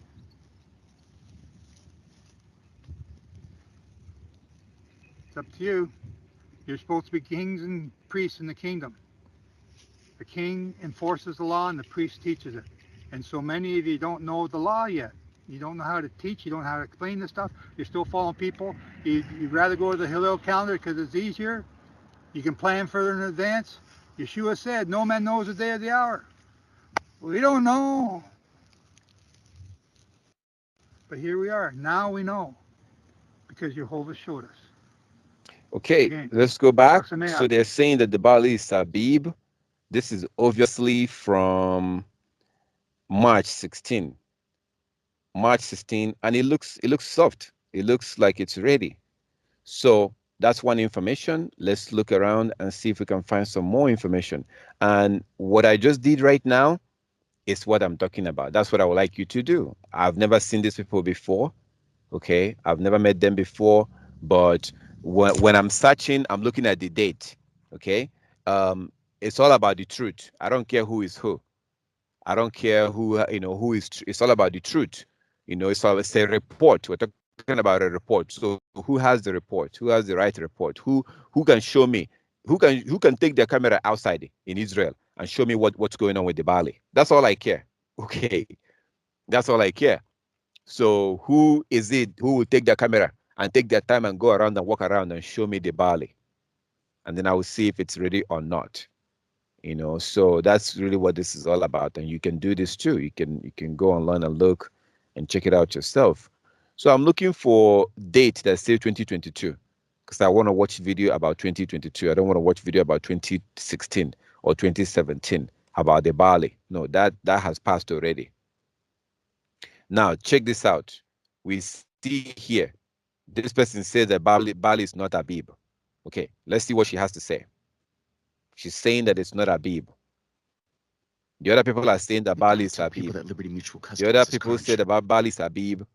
This person is saying that Barley is not abib. So let's see what she has to say when she said that Barley is not abib. What is she talking about? Let's find out. Let me unmute her.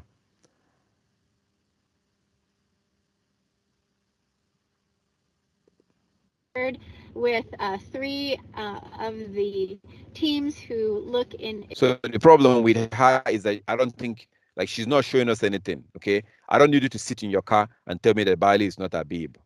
I need you to be out, on the field. So if you sit in your car and you're telling me that Barley is not abib, to me that's not acceptable. Barley is not abib. Add a month. Okay, are you actually outside? Are you outside looking at the Barley? That's what I want. So, but again, let me not judge her without hearing from her. Let's see. Maybe she's going to show us some Barley at the end of the video. Hey everyone, this is Rebecca Kaha Batchelor from Teshuva Ministries, and it is March 3rd today. And supposedly the new moon is going to be seen tonight. And I just wanted to let everyone know that Teshuva Ministries has basically concurred with three of the teams who look in Israel for Aviv barley. They have concurred that there is no Aviv barley in the land of Israel right now.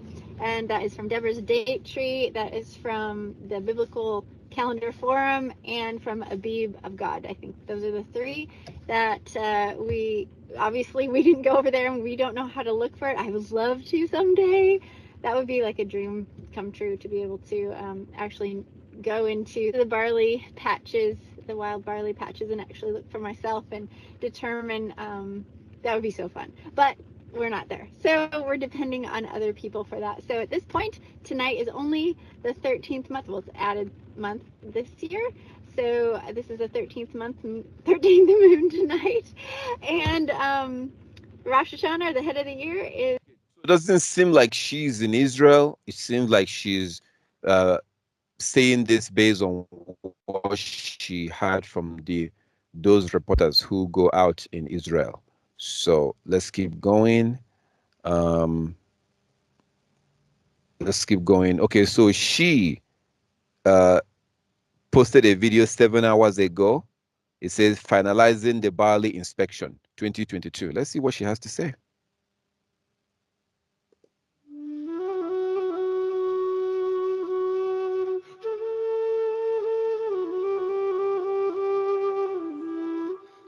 Hag Sameach, everybody from the Galilee. Wow, whirlwind year. I felt in my spirit from the beginning that it was going to be a close one this year, and it has indeed been a close one. I have to tell you that if I did not live here, and if I did not know exactly when the grains, those little blades of grass emerged from the earth, if I hadn't witnessed that myself, and if I was just going out in the moment, trying to decide what the earth would do, I may not have said that this is the first month of the year. It was so close, and it was so to a Okay, so we need to see some things. We need to see some barley. Okay, so I need to actually have you be outside with a camera. Let's see what it looks like the first video that we saw from those men. So listening to somebody inside their living room, then telling us about that, about inspection, I'm not okay or comfortable with that. So let's keep going. Let's see what this person, oh, that was from 13 days ago. Okay, that's a new moon report. Okay, so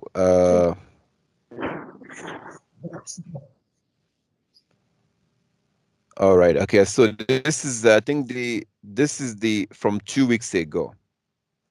From the people I'm talking about. This is their website, their YouTube. So it's called Devorah's Date. Devorah's Date Tree. Devorah's Date Tree. So let's see. This is their inspection on 1st and 2nd of March 2022. Barley inspection. That's like 2 weeks ago. So that's the website I'm talking about. That's the people I'm talking about. Okay, so let's see what's going on. You see those over there? This was from the beginning of March. From the beginning of March.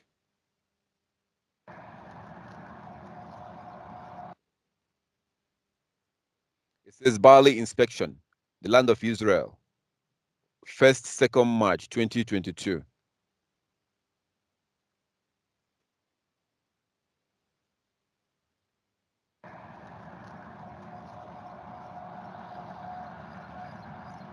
Yes. But it's still like cotton. Yeah. Good now.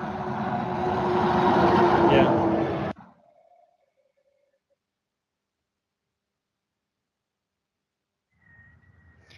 Okay, everyone, we are at our first field. This is in the Jordan Valley, and the barley is very tall here. And we can see that it's still in the flowering stage. You see those over there? And when we open it up, it's empty inside with a little cotton ball, but I'll try to show you.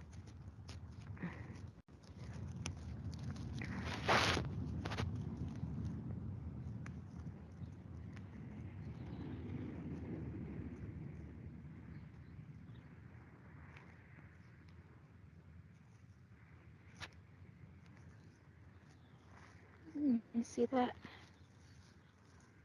Oops, I just dropped it. So that is what we are seeing here. See, it's still flowering. This is a very large field. So we can walk around here a little bit.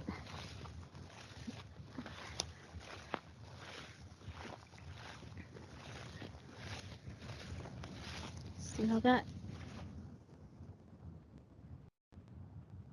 Let's look at this one.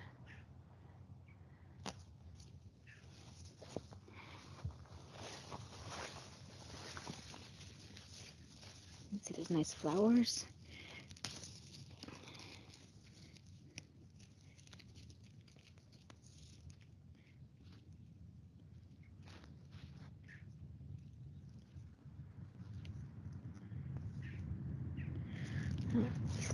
The little seed is so small.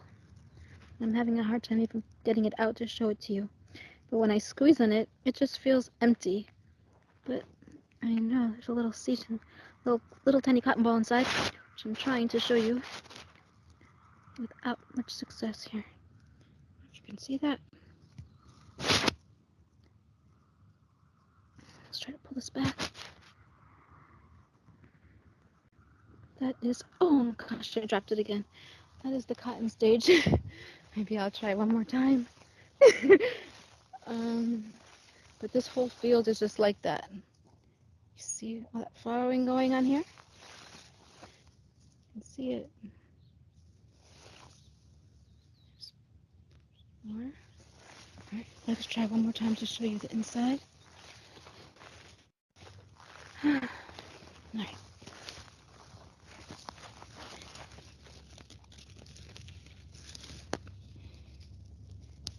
let's do this one more time.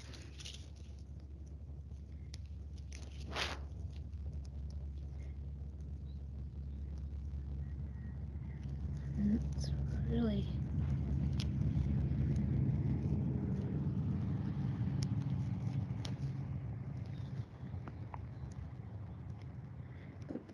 again, when I squeeze it, it just feels empty because this little cotton ball is so small. Oh, there it is. See that? Oh, good. There it is. So that's the stage of the seed right now. It feels like a little soft seed. So that's it. That is the stage of this field. Very large field. And we are going to go on to the next one.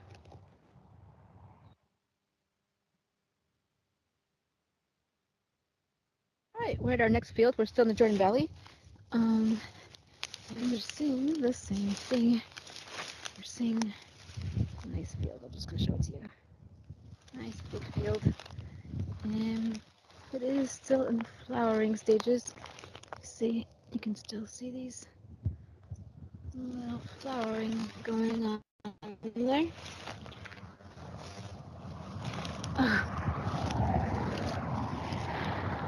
It looks, I don't know if you can see this in the video, but it looks very light in color.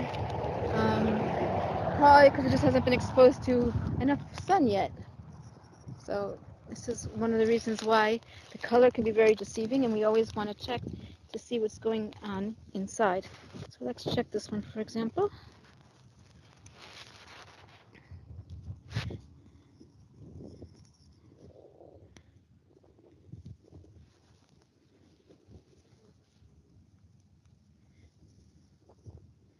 And I can feel that it's empty, but I'll try to open it up for you. Oh yeah, see, there's that little tiny cotton ball, as we affectionately like to call it. It's actually just a little seed.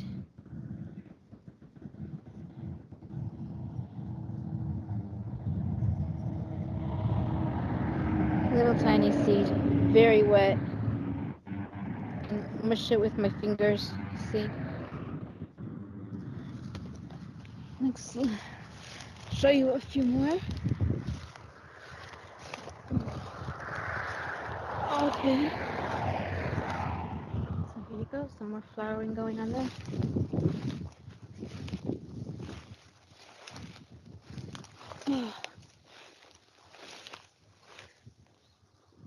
Here, let's look at another one.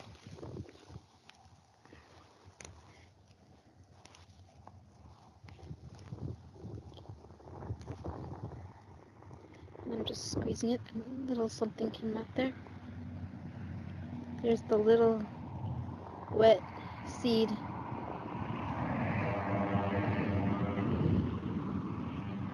It came out of there.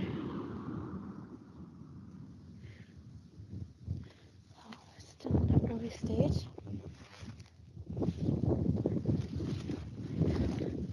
I'll show you one more.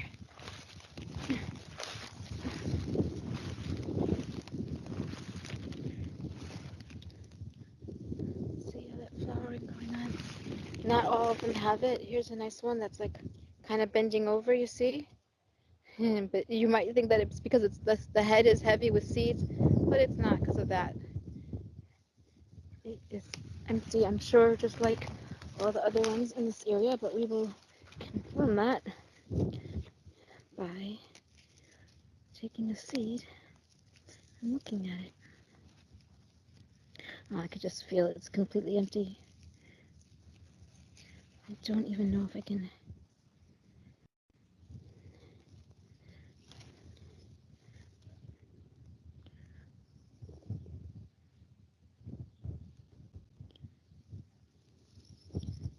Get that for you.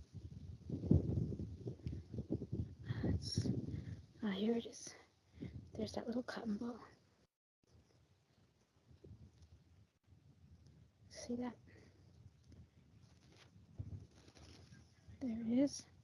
Yeah, I can just mush it up, not even using my nails, just by pressing my fingers together, because it's just that, has that much moisture and just doesn't have enough content yet.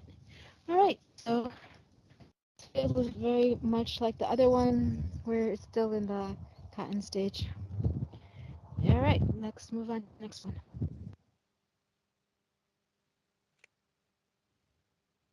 Okay, we are up north now, and we are in this gorgeous big field. And the barley here is much shorter than what we were seeing in the Jordan Valley.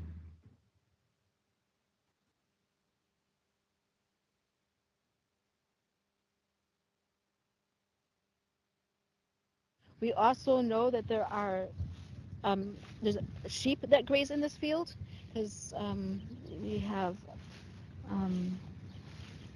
we know that, and we can even see it in the barley stalks.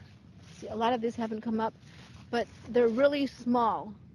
Here you could see it's flowering. You see those, but it's also, the head is broken off.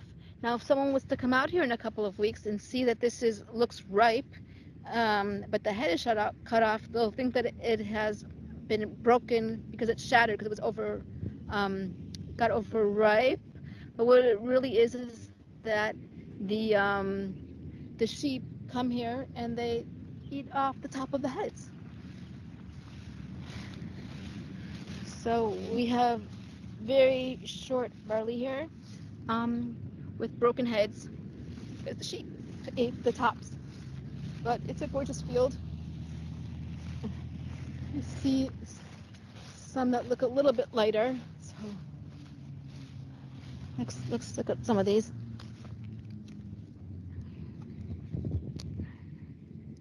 Oh no, these are totally empty. Just like I've been seeing this morning.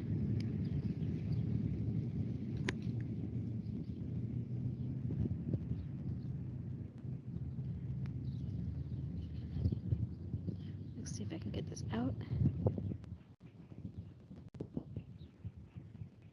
It's just so delicate.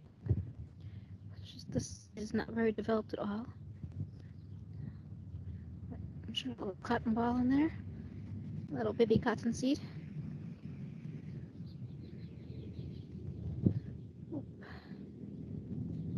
Okay, so I think you get the idea, my brothers and sisters, how the inspection is done and how it's shared. So I'm going to go back, because this video was from 1st and 2nd of March 2022. So let me look at the YouTube channel. I'm going to look at the YouTube channel. As you can see, I subscribe to the YouTube channel. I subscribe to get notification whenever they upload video about the Barley. That's what I want to say about the Barley, because I'm not in Israel. So I need to be able to get the information from those who are there. So this video happens to be the last one that they uploaded. This is the last video, I think. So I think they said they were going to go do another inspection. I don't think they did that inspection already. So they said they would do another inspection. Maybe it could be today, it could be tomorrow, I don't know. But last time I checked, or the time I checked, they said they were going to do inspection, I think within this period. They will do it before the next new moon. So check out this YouTube channel, Devorah's Tree, and also check out my channel also. In my channel, I do make video reminding you these things, when the Passover will be, when the New Year will be, and stuff like that. Okay, so I think, this is it. There are other places too. This is not it. There are other platforms that do report. But I find that these people are the most serious. Okay, they are the most serious when it comes to this Barley inspection. That's why I recommend them. Here is the report right here. Let's look at this. It says February. Oh, this is from February. No, this one is not. It's old. It's from February.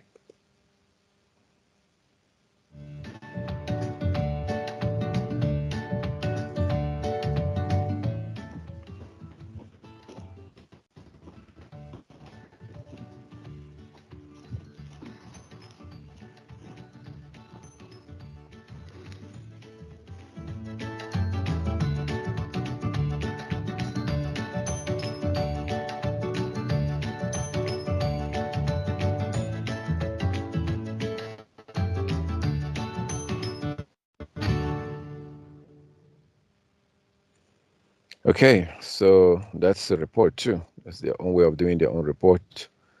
But I think you get the idea, that the information is out here.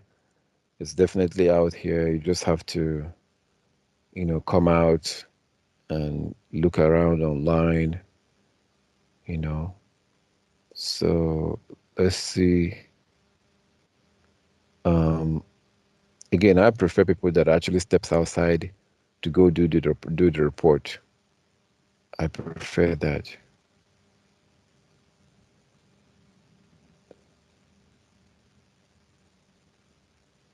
So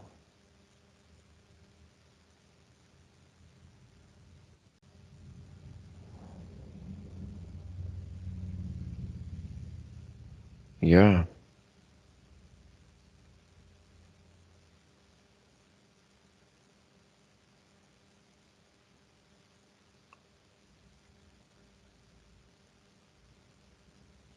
So we do have these people that we saw earlier. With milk. Well, these people that we saw earlier that said the Barley is abib, and it's not good to ignore this. So they're saying that the Barley is abib. Now, I would like to see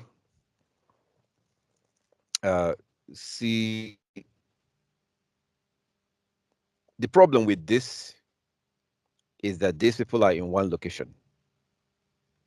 They're in one location. And they're showing you one location. This was March 16. March 16, that's like yesterday, right? Yeah. So it's most likely the Barley is abib. Most likely next month is going to be in the new year. The problem I have with this report is that they're in just one place.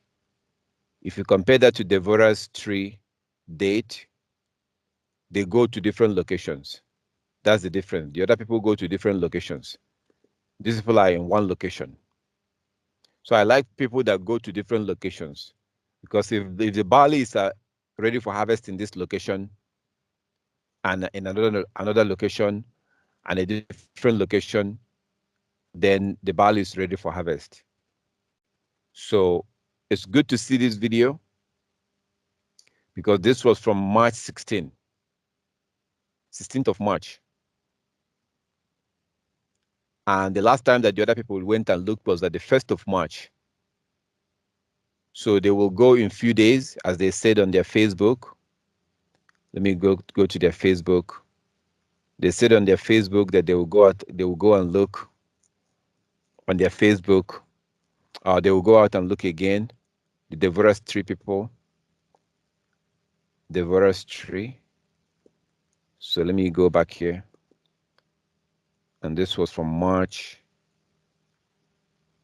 I want to go to their Facebook, where they made a post that they were going to go out and look again.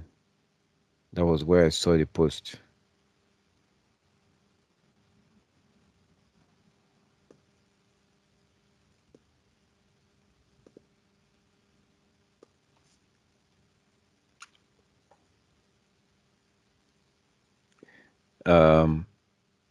Okay.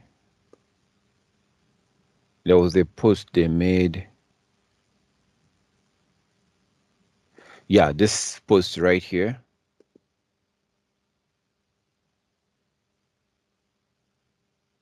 It says, "Dear friends, as we are in the midst of preparing for another barley inspection next week, I thought this will be a good time to share with you why we must have harvestable field by Yom Hanafat Omer, the day of the wave sheaf offering. Let's begin with the fact that we are commanded to begin the year with Kodesh Haviv, which is the month in which we have Aviv field." Okay, so they are preparing to go and inspect the barley next week, or I guess in a few days. So my brothers and sisters, again, check out this website, or these people. They're on Facebook. They're very reliable when it comes to new moon and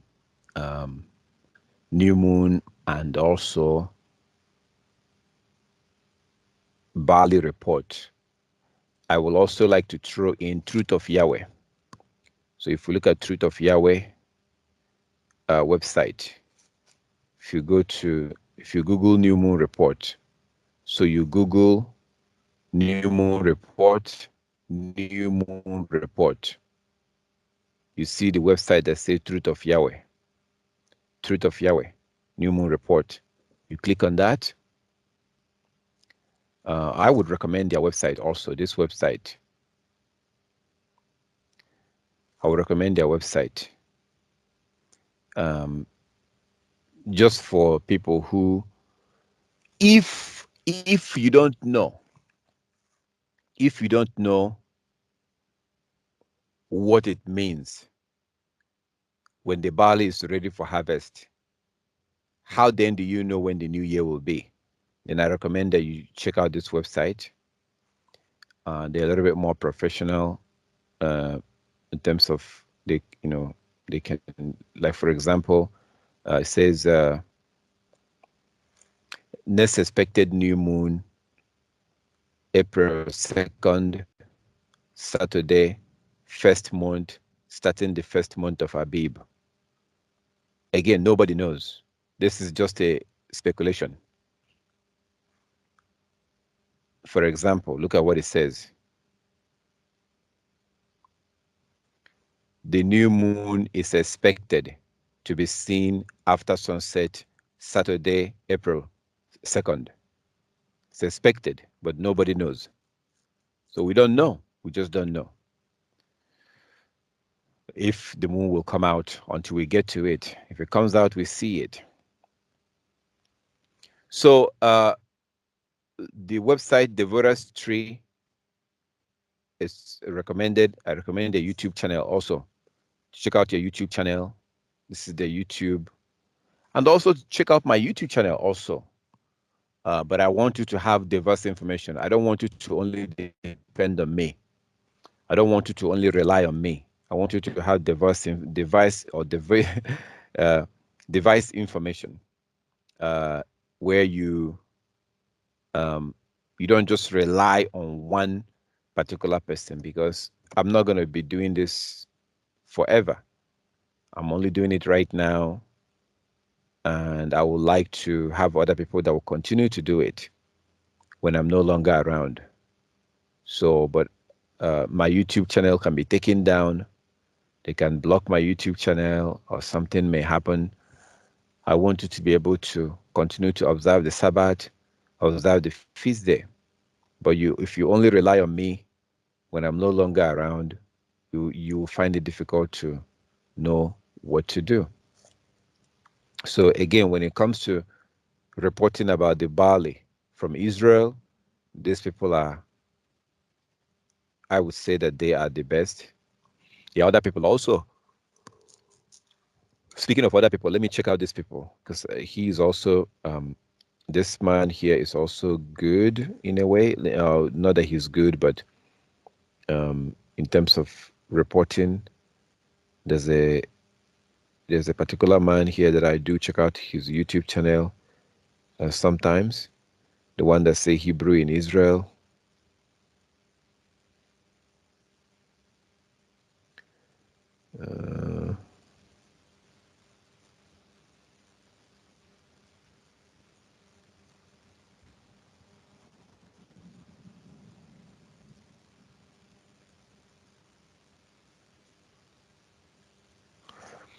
Okay.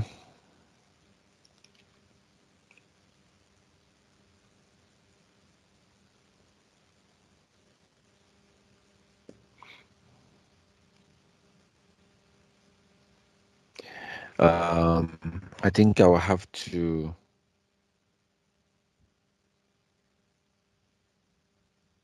Oh, this might be it right here. Okay. Let's click on videos and see if he uploaded anything. So this was from 13 days ago.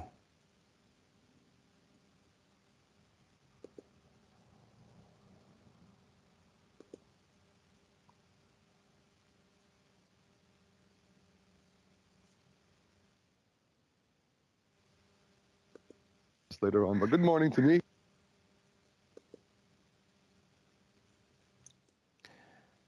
February 28th, March 1st, Aviv Search 2022. Hey, shalom everyone. Good morning for the, well, you're going to be watching this later on, but good morning to me. And I'm near Tzomet Re'im. We decided to stop here for a moment. And we saw some barley here, so I decided to kind of stop and look. Not a big surprise. Most of the barley here is in very early stages. I mean, you can even see like some oats as well, but most of the barley is still in the boot. There's one head over there, and here I have an assistant helping me. This is what the barley looks like right now. Let me just put that there. Still learning how to work this thing. This is how most of the barley is looking. I mean, there are some heads. Actually, no, this is not barley. No, this is barley. And this is what it mostly looks like. And there are flowers here. But very importantly, we're already in a belt here. We're in a belt here. Usually, the barley should be much more advanced. Obviously, I'm being very careful with this area because this is near trees, and trees can create anomalies.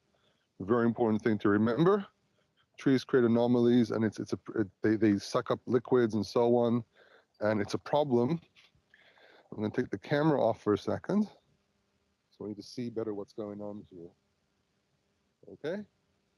We have flowers over there, lots and lots of flowers. Beautiful growth here. This is usually every year there's a thing called Dalom Adom, where people celebrate the flowers that grow here.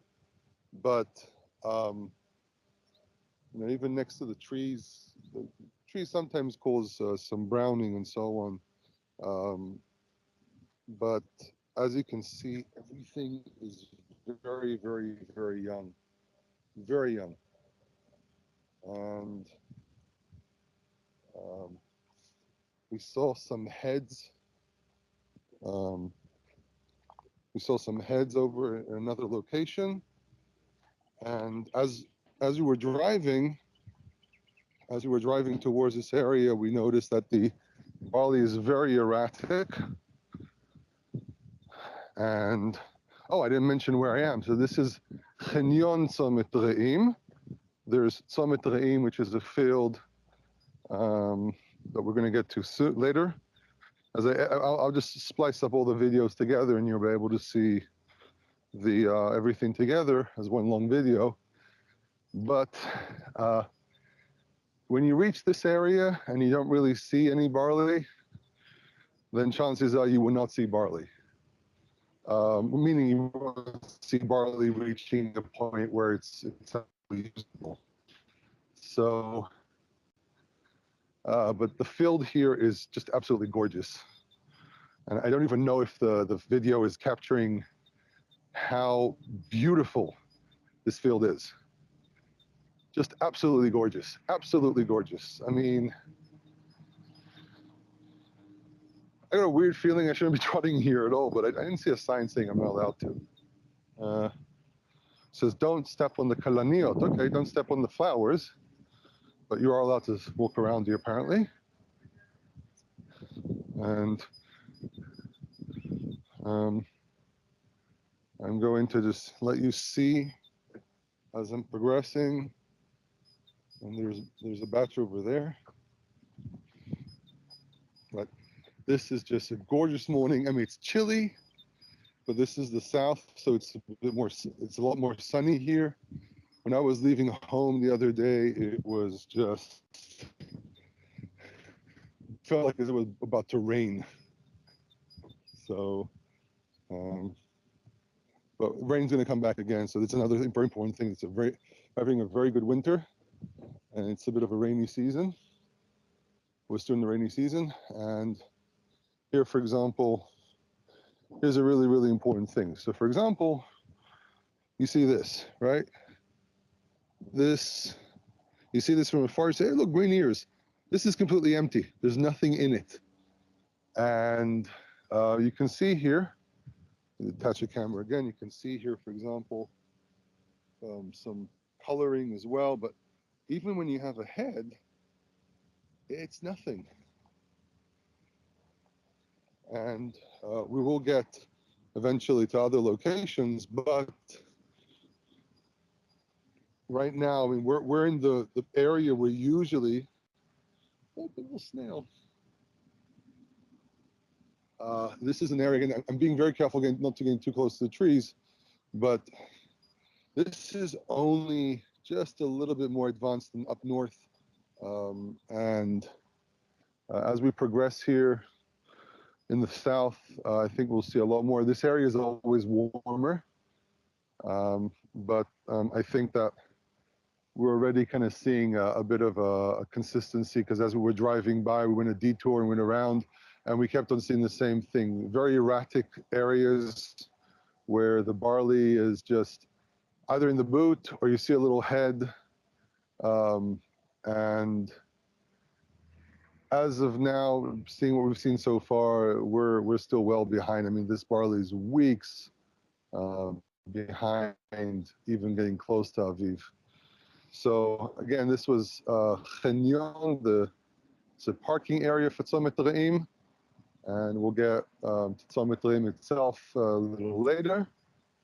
Problem with Tzomet Re'im is, again, trees that can cause trouble, and also there's a Bedouin camp there, so maybe the sheep have eaten everything. So, but hopefully they haven't, but it can happen. So this is video number 1. Hope you enjoyed this. Okay, next section.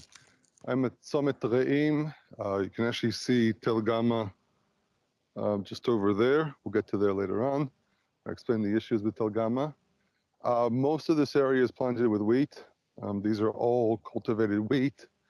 We've actually been having discussions in the car about the issue of using wild barley.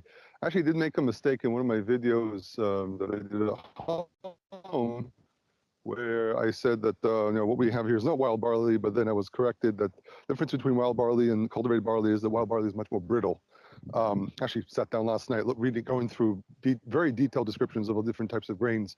And this area, we came here because it goes like this. So Tzomet Re'im is a great location to look at barley. And the problem is that there's not problem, but there's a Bedouin family that lives on the other side. So there's two sections. There's a creek in between. You can see the Bedouin family over there, the tents over there, and their sheep go through everything and eat everything. So we decided to go on this side because, first of all, on that side, I think more north. Let me see, the sun's over there. So it's time to move towards west. This is like north.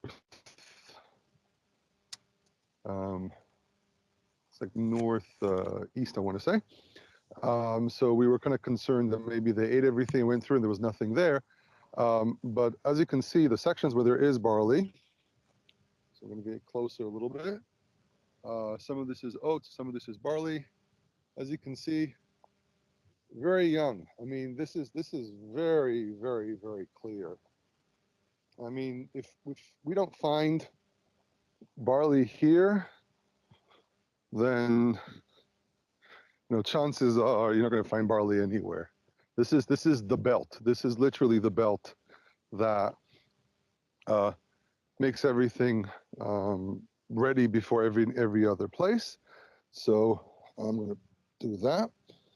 As you can see, again, what you do is you look at the barley. Okay. Now this is very, very young.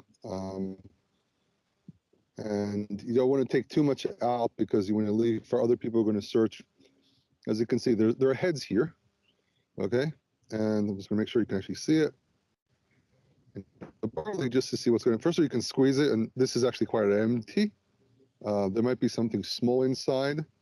It's one of the things I want to check. No, absolutely empty. Not even maybe worm stage. It's different names, but this is the barley that we have here, and it's extremely young. Now, it's very important to make sure several things when you do an aviv search. First of all, don't destroy people's fields. It is not appropriate to do so. There were concerns that came out throughout the years. We walked through people's fields, and we were very worried about, at least I was very worried about, you can see there's more here. Again, these are empty. But I was very concerned about destroying people's fields, and unfortunately, when people do searches, we have seen places we could see people trotted and so on. So, for example, if you come to Israel and you want to do an aviv search, and by all means do, it's always good to see lots of people doing these things. It is important to remember that these fields belong to people, so you have to be very, very careful. Now, here's a really interesting thing. You can see here, first of all, this is a very common plant that kind of grows here. You can actually eat this. I have eaten this before. Some people call it like wild lettuce or something. It's not really lettuce, but you can eat this stuff. When I was in the army and we were having trouble with vegetables, we actually would cut these up and eat them. As you can see, more barley, very, very young. Okay, very, very young barley, doesn't really give you anything. And I just want to point out, like, for example, you'll see like a head of barley that's bent, like that one. It doesn't tell you anything. It doesn't show you anything. It doesn't tell you anything. And you have to be very careful. Okay, if you do a drive-by, just to see fields, like we do sometimes, because you have to decide where you go and where you don't go. Here's another one. You see from a distance, oh, look, green ears. Nothing. It's empty. It's absolutely empty. And I'm actually kind of shocked how little barley we're actually seeing. And, everything here, I mean, I have to be careful. Some of this is wheat, some of this is barley. But really in truth, you just go around here, and the point is to walk around. Now, I have to be very careful when I step here. This is already a planted section. You cannot, by no standard, should you step into people's wheat fields. Not appropriate. This is people's livelihood. But as I walk around here and I'm just seeing some barley, you can see barley in lots of different stages here. You can see barley, like for example, it's just starting to come out. You can see barley with a head. You can see barley still in the boot. This is something we've noticed consistently while driving around this area, and realizing that there's an inconsistency basically where the barley is in lots of different stages. Here's an interesting thing. These are actually tares. And tares are confused when people see, like, oh, look, tares. Now they think they see barley, but they grow next to the barley, and they look like barley from a distance. Okay, so I'm just going to show you here. This is kind of like the very small quantities of barley we're seeing here. But everything is super young.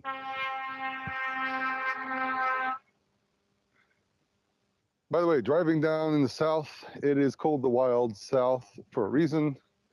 If you watch the video I did on driving up north when I was crossing the road, very, very common for people to honk their horns and drive very, very dangerously.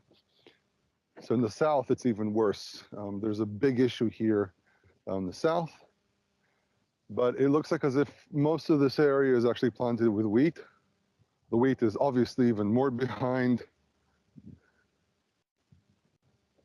because wheat is always harvested about 2 months, depends which system you use, modern systems, ancient systems. It's essentially the beginning of wheat harvest here in Israel usually happens in May, but the real harvest really starts in like June. The May harvest is usually for animal feed. But as you can see, let me also go here. As you can see, again, there's tares here. And if this, I'm going to say this is barley, but this is very, look how tiny. This is like a 2-row barley. I think, yeah, it's 2-row barley. Mm-hmm. No one plants 2-row, by the way, because there's almost no seed in it.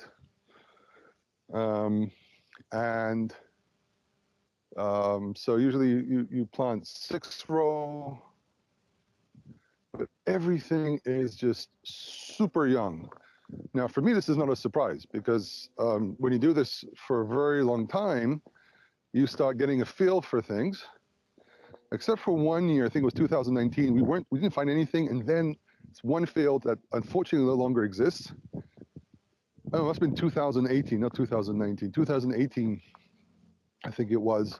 There was this one field that we found was plenty of abib there, but we almost missed that field. Almost missed it. It was just a big surprise to us.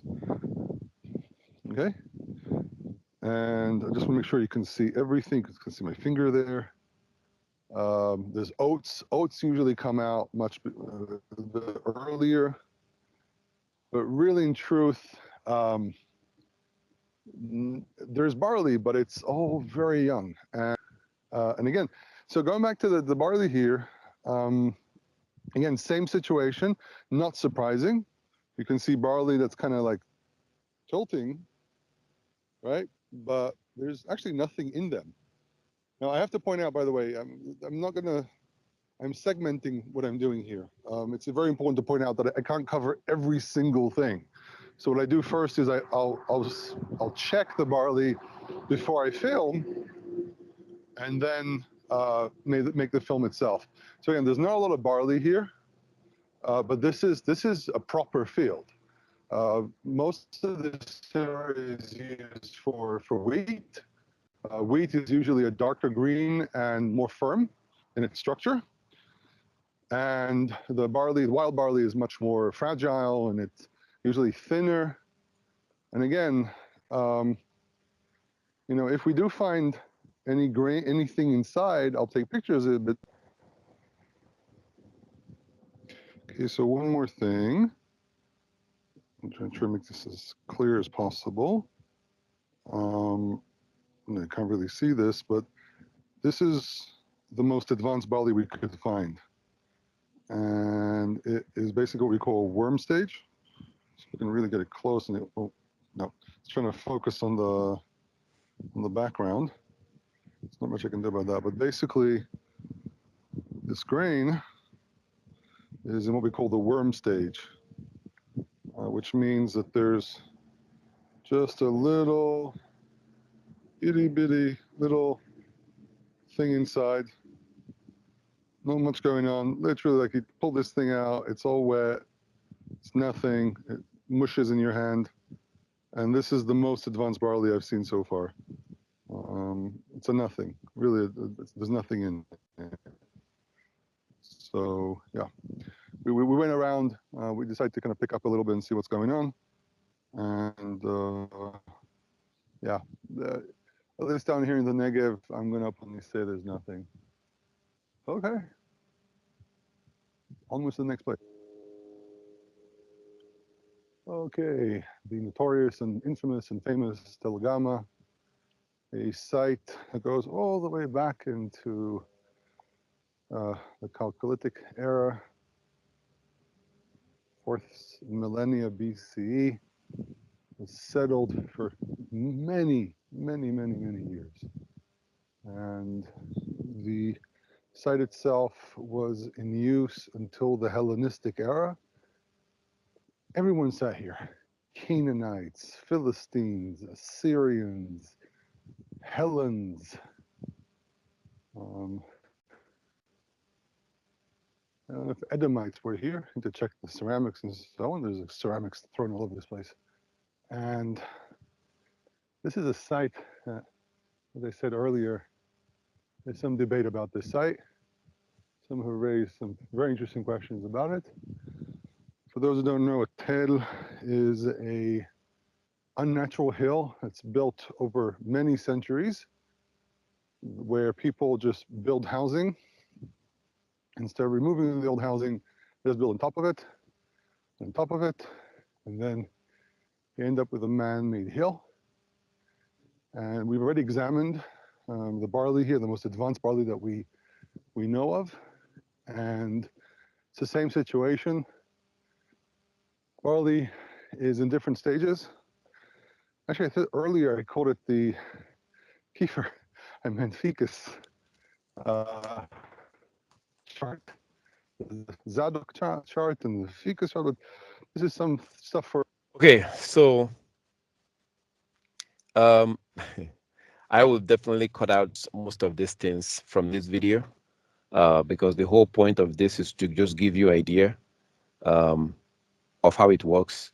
For those of you, my brothers and sisters, who are already familiar with these things, this is not for you. It's for those who are still new to these things, my brothers and sisters. There are people who are new to keeping the Sabbath. They don't know about these things. So they would like to see this information. They would like to get as much information as possible. So that's why we're doing this.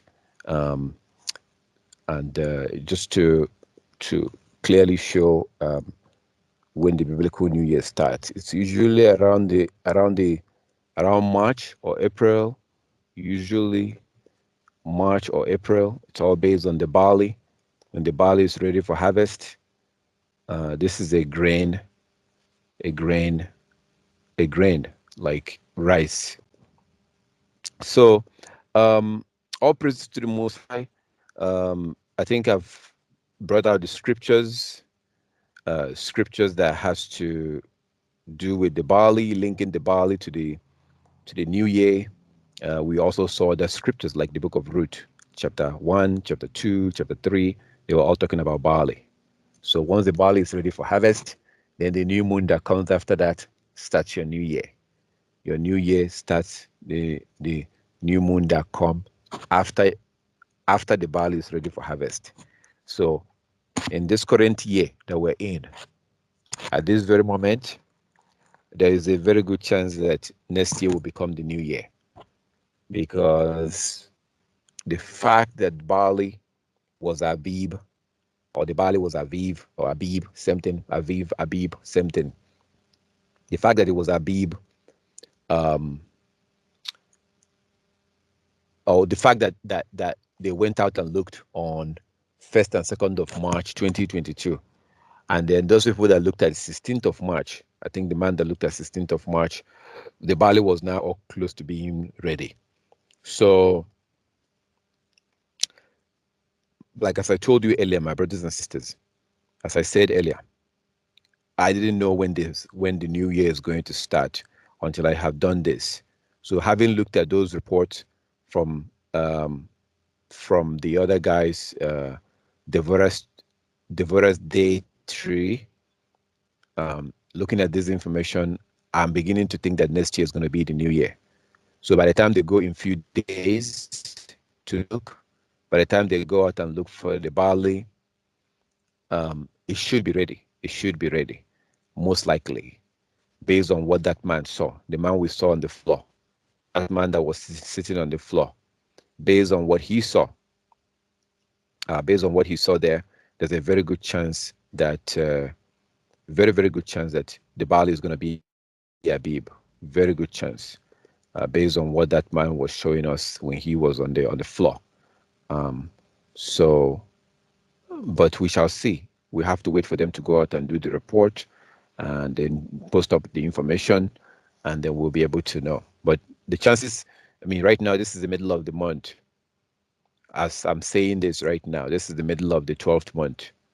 So between now and the next 2 weeks, the barley will definitely be ready for harvest. Definitely, you know. So all praises to our Heavenly Father. My brothers and sisters who are here with me, does anybody have any question relating to this?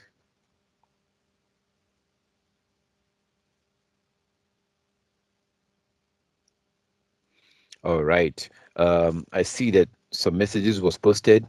So I'm going to try to look at the message just to make sure that maybe somebody asked a question by posting a text message. So let me look at that real quick. And while I'm looking at that, I will also say that if you're watching this video and you happen to have a question, you're more than welcome to give me a call. If you have any question, if you're watching this video and you have any question, feel free to give me a call. Let's see, I don't see any message here from you guys. So I thank you for everything. I give the Most High all the glory and all the honor. I pray that this determining the biblical new year, that what we went through here, I pray that it will be enough and helpful for any brother and sister who is out there, especially those of you who are new, those who just came out of Saturday worship and you want to keep the Sabbath according to the moon, you know, and you want to know when the biblical new year starts. I pray that this video will be useful for you. But if there's anything that you don't understand, please feel free to give me a call. Call me anytime, day or night. Just give me a call and I will definitely call you back. If I don't answer you right away, I will call you back and answer your question. So it's all based on the barley. When the barley is ready for harvest, the new moon that comes after that starts your new year. So I think that definitely it's usually around March or April, usually. Sometimes we do have 13 months. So right now we're in the 12th month.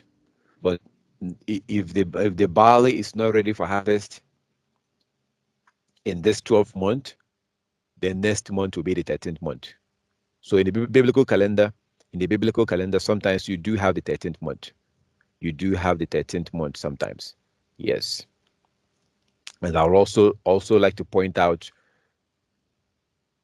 biblical new year starts with the barley, when the barley is ready for harvest, not with equinox, not with spring equinox. That's a Roman way of starting the year, based on spring equinox. that thing started with the Romans or the Egyptians or whatever. It's not biblical. What is biblical is the barley. Barley is biblical. That is what we use to determine the new year. So if you hear people that are telling you that, oh, it's based on spring equinox, no, it's not based on spring equinox. It's based on agriculture. This is the barley. It's based on agriculture. That's how our new year is determined. So all praises to the Most High. I give the Most High all the glory and all the honor. I thank you for his protection and his guidance. I thank you for everything, for his protection and his guidance, for opening our eyes and allowing us to understand these things. One last thing, these people, like as I mentioned, they're very reliable. But like me, they're not going to do this forever. Okay, so you have to learn how to search these things. They're on Facebook. They've been doing this for some time now, and they do it in a professional way. So by inspecting the barley and showing you what it looks like, so definitely I recommend their YouTube channel. I also recommend the YouTube channel of the man I showed you earlier. He does, although he do a lot of talking in terms of putting his Jewish ideology, which I don't like. Okay, I don't care about his Jewish doctrine. What I want to see is him walking around with the camera and showing us the barley. That's what I like. As you see here, Aviv Sat 2022. So I like that, but you sitting down and telling me about your, how the Jewish people do whatever, I don't want to hear that because I'm not Jewish. I am not Jewish. I'm an Israelite. There's a difference between Jewish and Israelite. Israelites are not Jewish. Jewish people are not Israelite. We are two different people. So I just don't want to hear about their doctrine, just like I'm pretty sure that they don't want to hear about my doctrine either. Okay, so I don't keep Sabbath on Saturday. They keep Sabbath on Saturday. See the difference? I keep Sabbath with the moon, like the Most High told us to. We're supposed to keep the Sabbath with the moon because the moon is his calendar at the time appointed by the moon. So they do it on Saturday. Saturday is not the Sabbath. Saturday is not the Sabbath. If you happen to be watching this and you're keeping Sabbath on Saturday, please stop. Stop keeping Sabbath on Saturday. Saturday is not the Sabbath day. Sunday is not the Sabbath. Saturday is not the Sabbath. Sunday is not the Sabbath. Saturday is not the Sabbath. Sabbath is based entirely on the phases of the moon. Sabbath is based entirely on the phases of the moon, and I have to show you this, my brother, my sister, whoever you are, wherever you are, you're watching this. Let me show you this real quick. Saturday is not the Sabbath at all. Sabbath is based entirely on the phases of the moon. I have to show my brothers, my lovely brothers and sisters who are keeping Sabbath, who are observing the Sabbath. You need to know this. If you're doing it on Saturday, you have to stop. So this is what the biblical calendar looks like. Sabbath is based on the phases of the moon. When the first crescent of the moon comes out, the first tiny crescent of the moon, that's a new moon day. Then 7 days after that, 7 days from new moon day is a Sabbath. The moon will look full, a half moon. 7 days from the new moon day, the moon is half. So you have a new moon day. Tomorrow is 1, 2, 3, 4, 5, 6, 7. You keep your Sabbath. The next day you go to work. 1, 2, 3, 4, 5, 6, 7. The moon will look full. So the biblical New Year starts on when the first crescent of the moon comes out, after the barley has been seen, after the barley is ready for harvest. The new moon that comes after that begins your new year. Okay, so Sabbath is based entirely on the phases of the moon. That is for my brothers and sisters who may not know. Those who may not know, Sabbath is based on the phases of the moon. Saturday is not the Sabbath. Sunday is not the Sabbath. Saturday is not the Sabbath day. Sunday is not the Sabbath day. New moon day begins the month. New moon day begins the month. You have to observe the new moon day. you have to also worship on the new moon day. We're supposed to observe the new moon day. We're supposed to worship on the new moon day. New moon day begins the month. New moon day is the very first day of the month, and the first crescent of the moon comes out on the new moon day. New moon day is a worship day. Most people don't worship on the new moon day anymore. Most people no longer worship on the new moon day. We are supposed to worship on the new moon day, and new moon day begins the month. New moon day begins the month. And then on that new moon day, the first crescent of the moon will come out on day 1. The first tiny crescent of the moon will come out. And then the moon begins to change.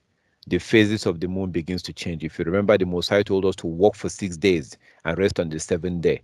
Walk for 6 days, rest on the 7th day. Every night the moon is changing. The moon is increasing. The moon is increasing until the 7th day. Then the moon is half. On the 7th day, the moon is half. You keep the Sabbath. The next day, the moon continue to increase. Continue to increase. You walk for 6 days. You rest on the 7th day. It's all based on the phases of the moon. Saturday is not the Sabbath. Sunday is not the Sabbath. Saturday is not the Sabbath day, and Sunday is not the Sabbath day. Sabbath is based entirely on the phases of the moon. Entirely. So I put this thing together to kind of give you an idea. I put this stuff together to give you an idea of what the moon looks like, or how the moon changes every night. That's why I kind of contributed in arranging the stuff to make it easier for you to understand. But if you're keeping Sabbath on Saturday, you have to stop. Saturday is not the Sabbath day. Saturday is not the Sabbath day. On a Sabbath day, usually the moon is half. On a Sabbath day, the moon is half. 7 days from when the moon comes out. When the moon comes out, that's a new moon day. That's the first day. The first day. On the 7th day, the moon is half. On the 7th day, the moon is half. The next 7th day, the moon is full. On the 15th. On the 22nd, the moon is half. Is half again. On the 22nd, the moon is half. It's all based on the phases of the moon. For my brothers and sisters who don't know, look into it. If you have any question, feel free to give me a call. Saturday is not the Sabbath. Sunday is not the Sabbath. Sabbath is based entirely on the phases of the moon. Sabbath is based on the phases of the moon, and the new moon the new year starts with the barley. When the barley is abib, when the barley is ready for harvest, that's when the new year starts. So all praises to our Heavenly Father. If you happen to watch this and you have any question, feel free to give me a call. And then now you can go online, go on Google and Google around and just to find out, check out the website like this people, Devorah's report or whatever their name is. Check out their YouTube channel. Check out their YouTube. They do have a YouTube, which is this right here. This is their Facebook. This is their Facebook, and then you can also check out their YouTube channel, which is this one right here. I don't know if they have a website, but I will look right now. Let me look at their website. If they do have a website, it says Telegram. They're on Telegram. These are their social media. So they have their email, their Facebook, their MeWe, their Telegram, their Patreon. So these are all the ways to contact them. It's called Devorah's Tree. Devorah's Tree date. The whole point of showing you these people is because they do a good job of getting out there on, around the month of Abib to inspect the barley and to report to you and let you know what they found. Another good one is also this other guy that I showed you, Hebrew in Israel. This guy right here is also another good one. I don't like his report that much. I do not like his report because he puts, his ideology a little bit, and I'm not Jewish, so I don't really care what he believes in. Like I don't care about that. But he does report also, as you can see. He does report. He does show you, as you can see right here.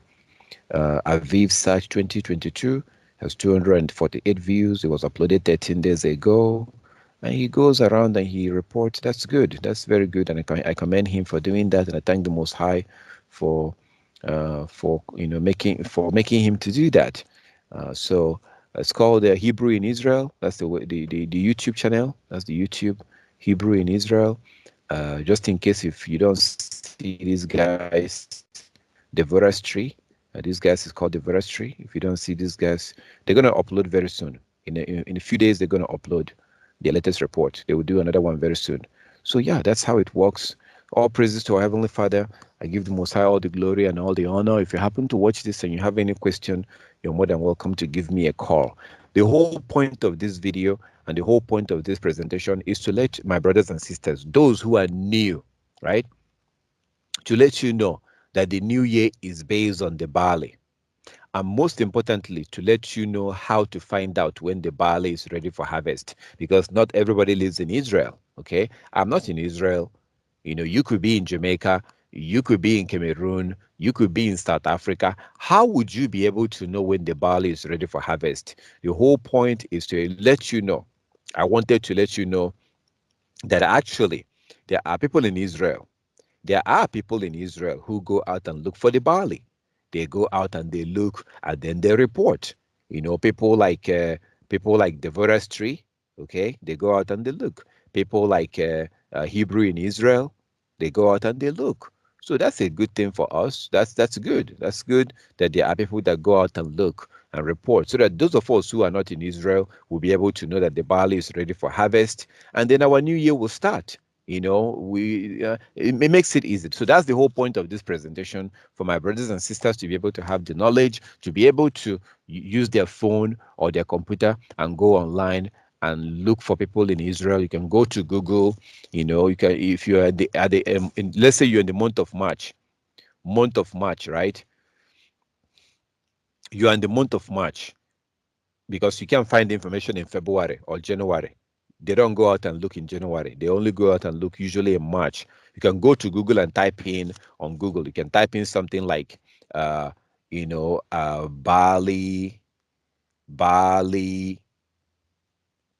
Abib,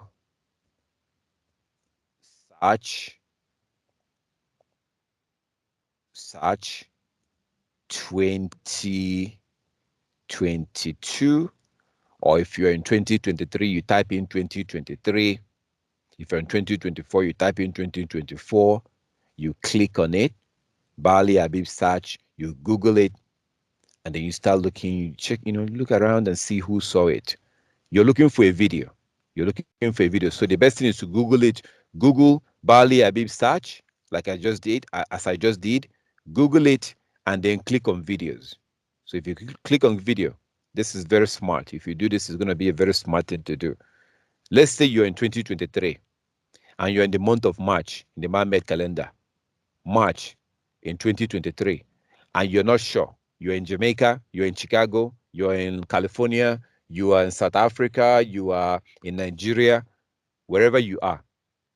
You don't know if the new year is about to start. You just don't know, right? So you can go to Google and type in Barley Abib search. Barley Abib search. You type that into Google, click on video. Just click on video. Because if you start looking at all this stuff, you can look at this if you want to. You can look at this stuff if you want to. But I would just go and click on videos. Barley Abib search. Let's say you're in 2022, right? Or 2023. You type in Barley Abib search. You can even put Israel if you want to.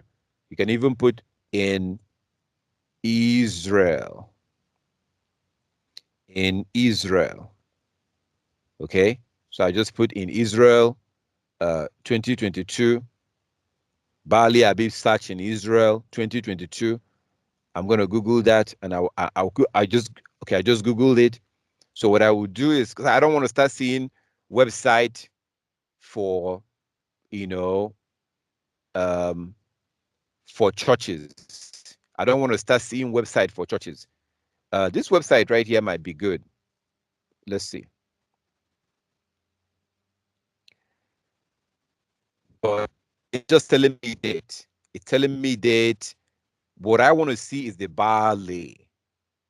Because the reason why you want to look at the barley is that unfortunately, right now as we speak, there are people who believe that we are already on the first month already. So let me show you, for example, this is Barley Abib search in Israel 2022. Okay, I Google that. I'm going to click on images or video. Sorry, I click on video. So that shows me the videos that has been made on this issue on 2022. It shows me the videos. So I'm going to click.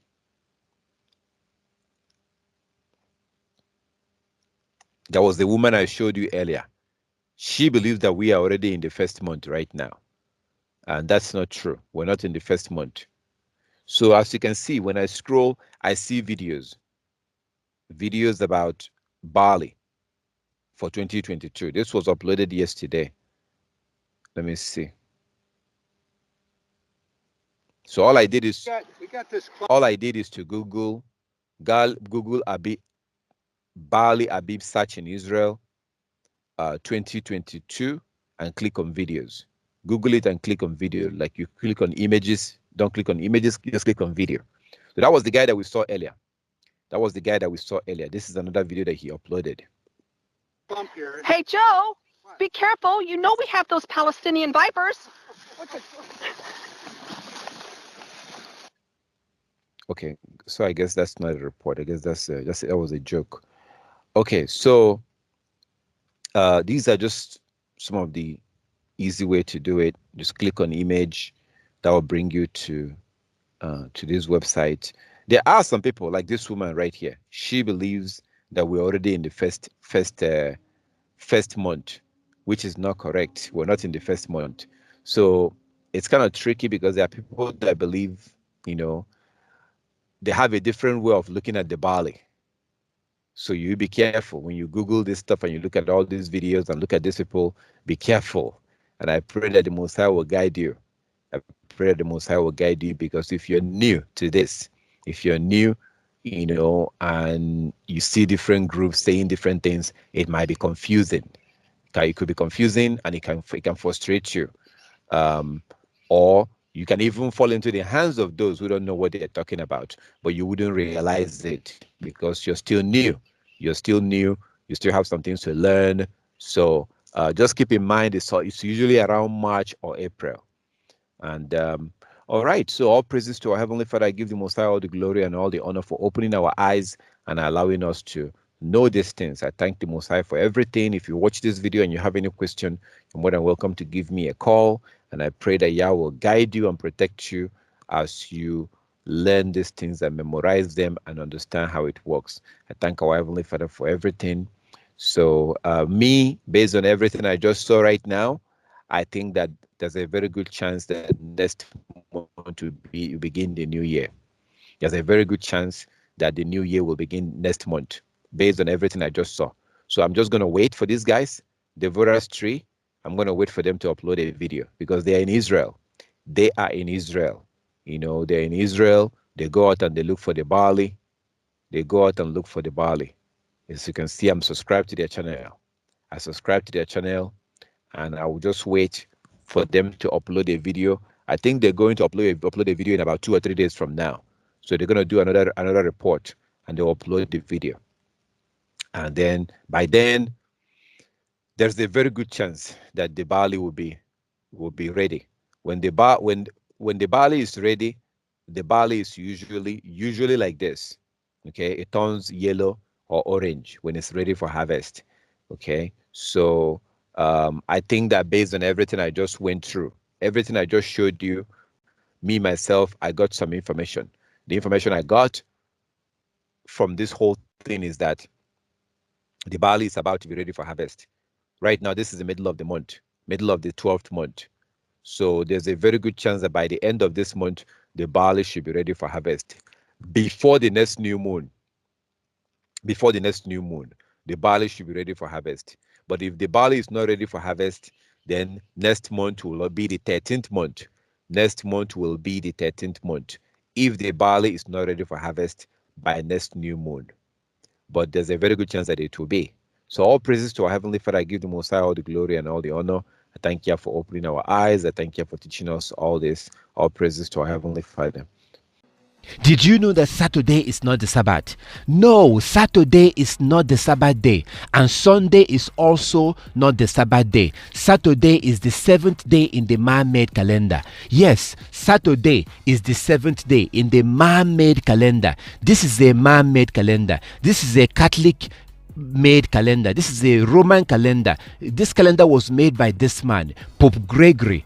Pope Gregory is the one that made this calendar. This is not God's calendar. This is not the calendar that the God's people, the Israelites, was using when they came out of Egypt. They did not use a man-made calendar. Our Creator actually created a calendar. When God created this world, God also created a calendar. And according to Genesis chapter 1, verse 14 to 16, Psalm 104 verse 19, Sirach 43 verse 6 to 8, the book of Jubilees chapter 2 verse 8 and 9. If you look at these scriptures, you will see that God created the sun and the moon to be the calendar. The moon is God's calendar. That's why the phases of the moon changes every night. That's where the word month came from. Month. That's where the word month came from the moon. The moon is God's calendar. If you want to observe the Sabbath, you have to use the moon. New moon day begins the month. New moon day begins God's month. And according to Ezekiel 46 verse 1 to 3, we are supposed to worship on the new moon day. So when the first crescent of the moon comes out, it comes out on the new moon day. We worship on the new moon day. The next day we go to work. We work for 6 days, and then we rest on the seventh day. On a Sabbath day, the moon is going to look half. No matter where you are in the world, the moon will look half on the Sabbath day. The next day you go to work. You work for 6 days, you rest on the seventh day, and the moon will be full. You observe your Sabbath. The next day you go to work. You work for 6 days, you rest on the seventh day. The moon is God's calendar. Stop keeping Sabbath on Saturday. Saturday is not the Sabbath. If you want to keep the Sabbath, you have to use the moon. The moon is God's calendar.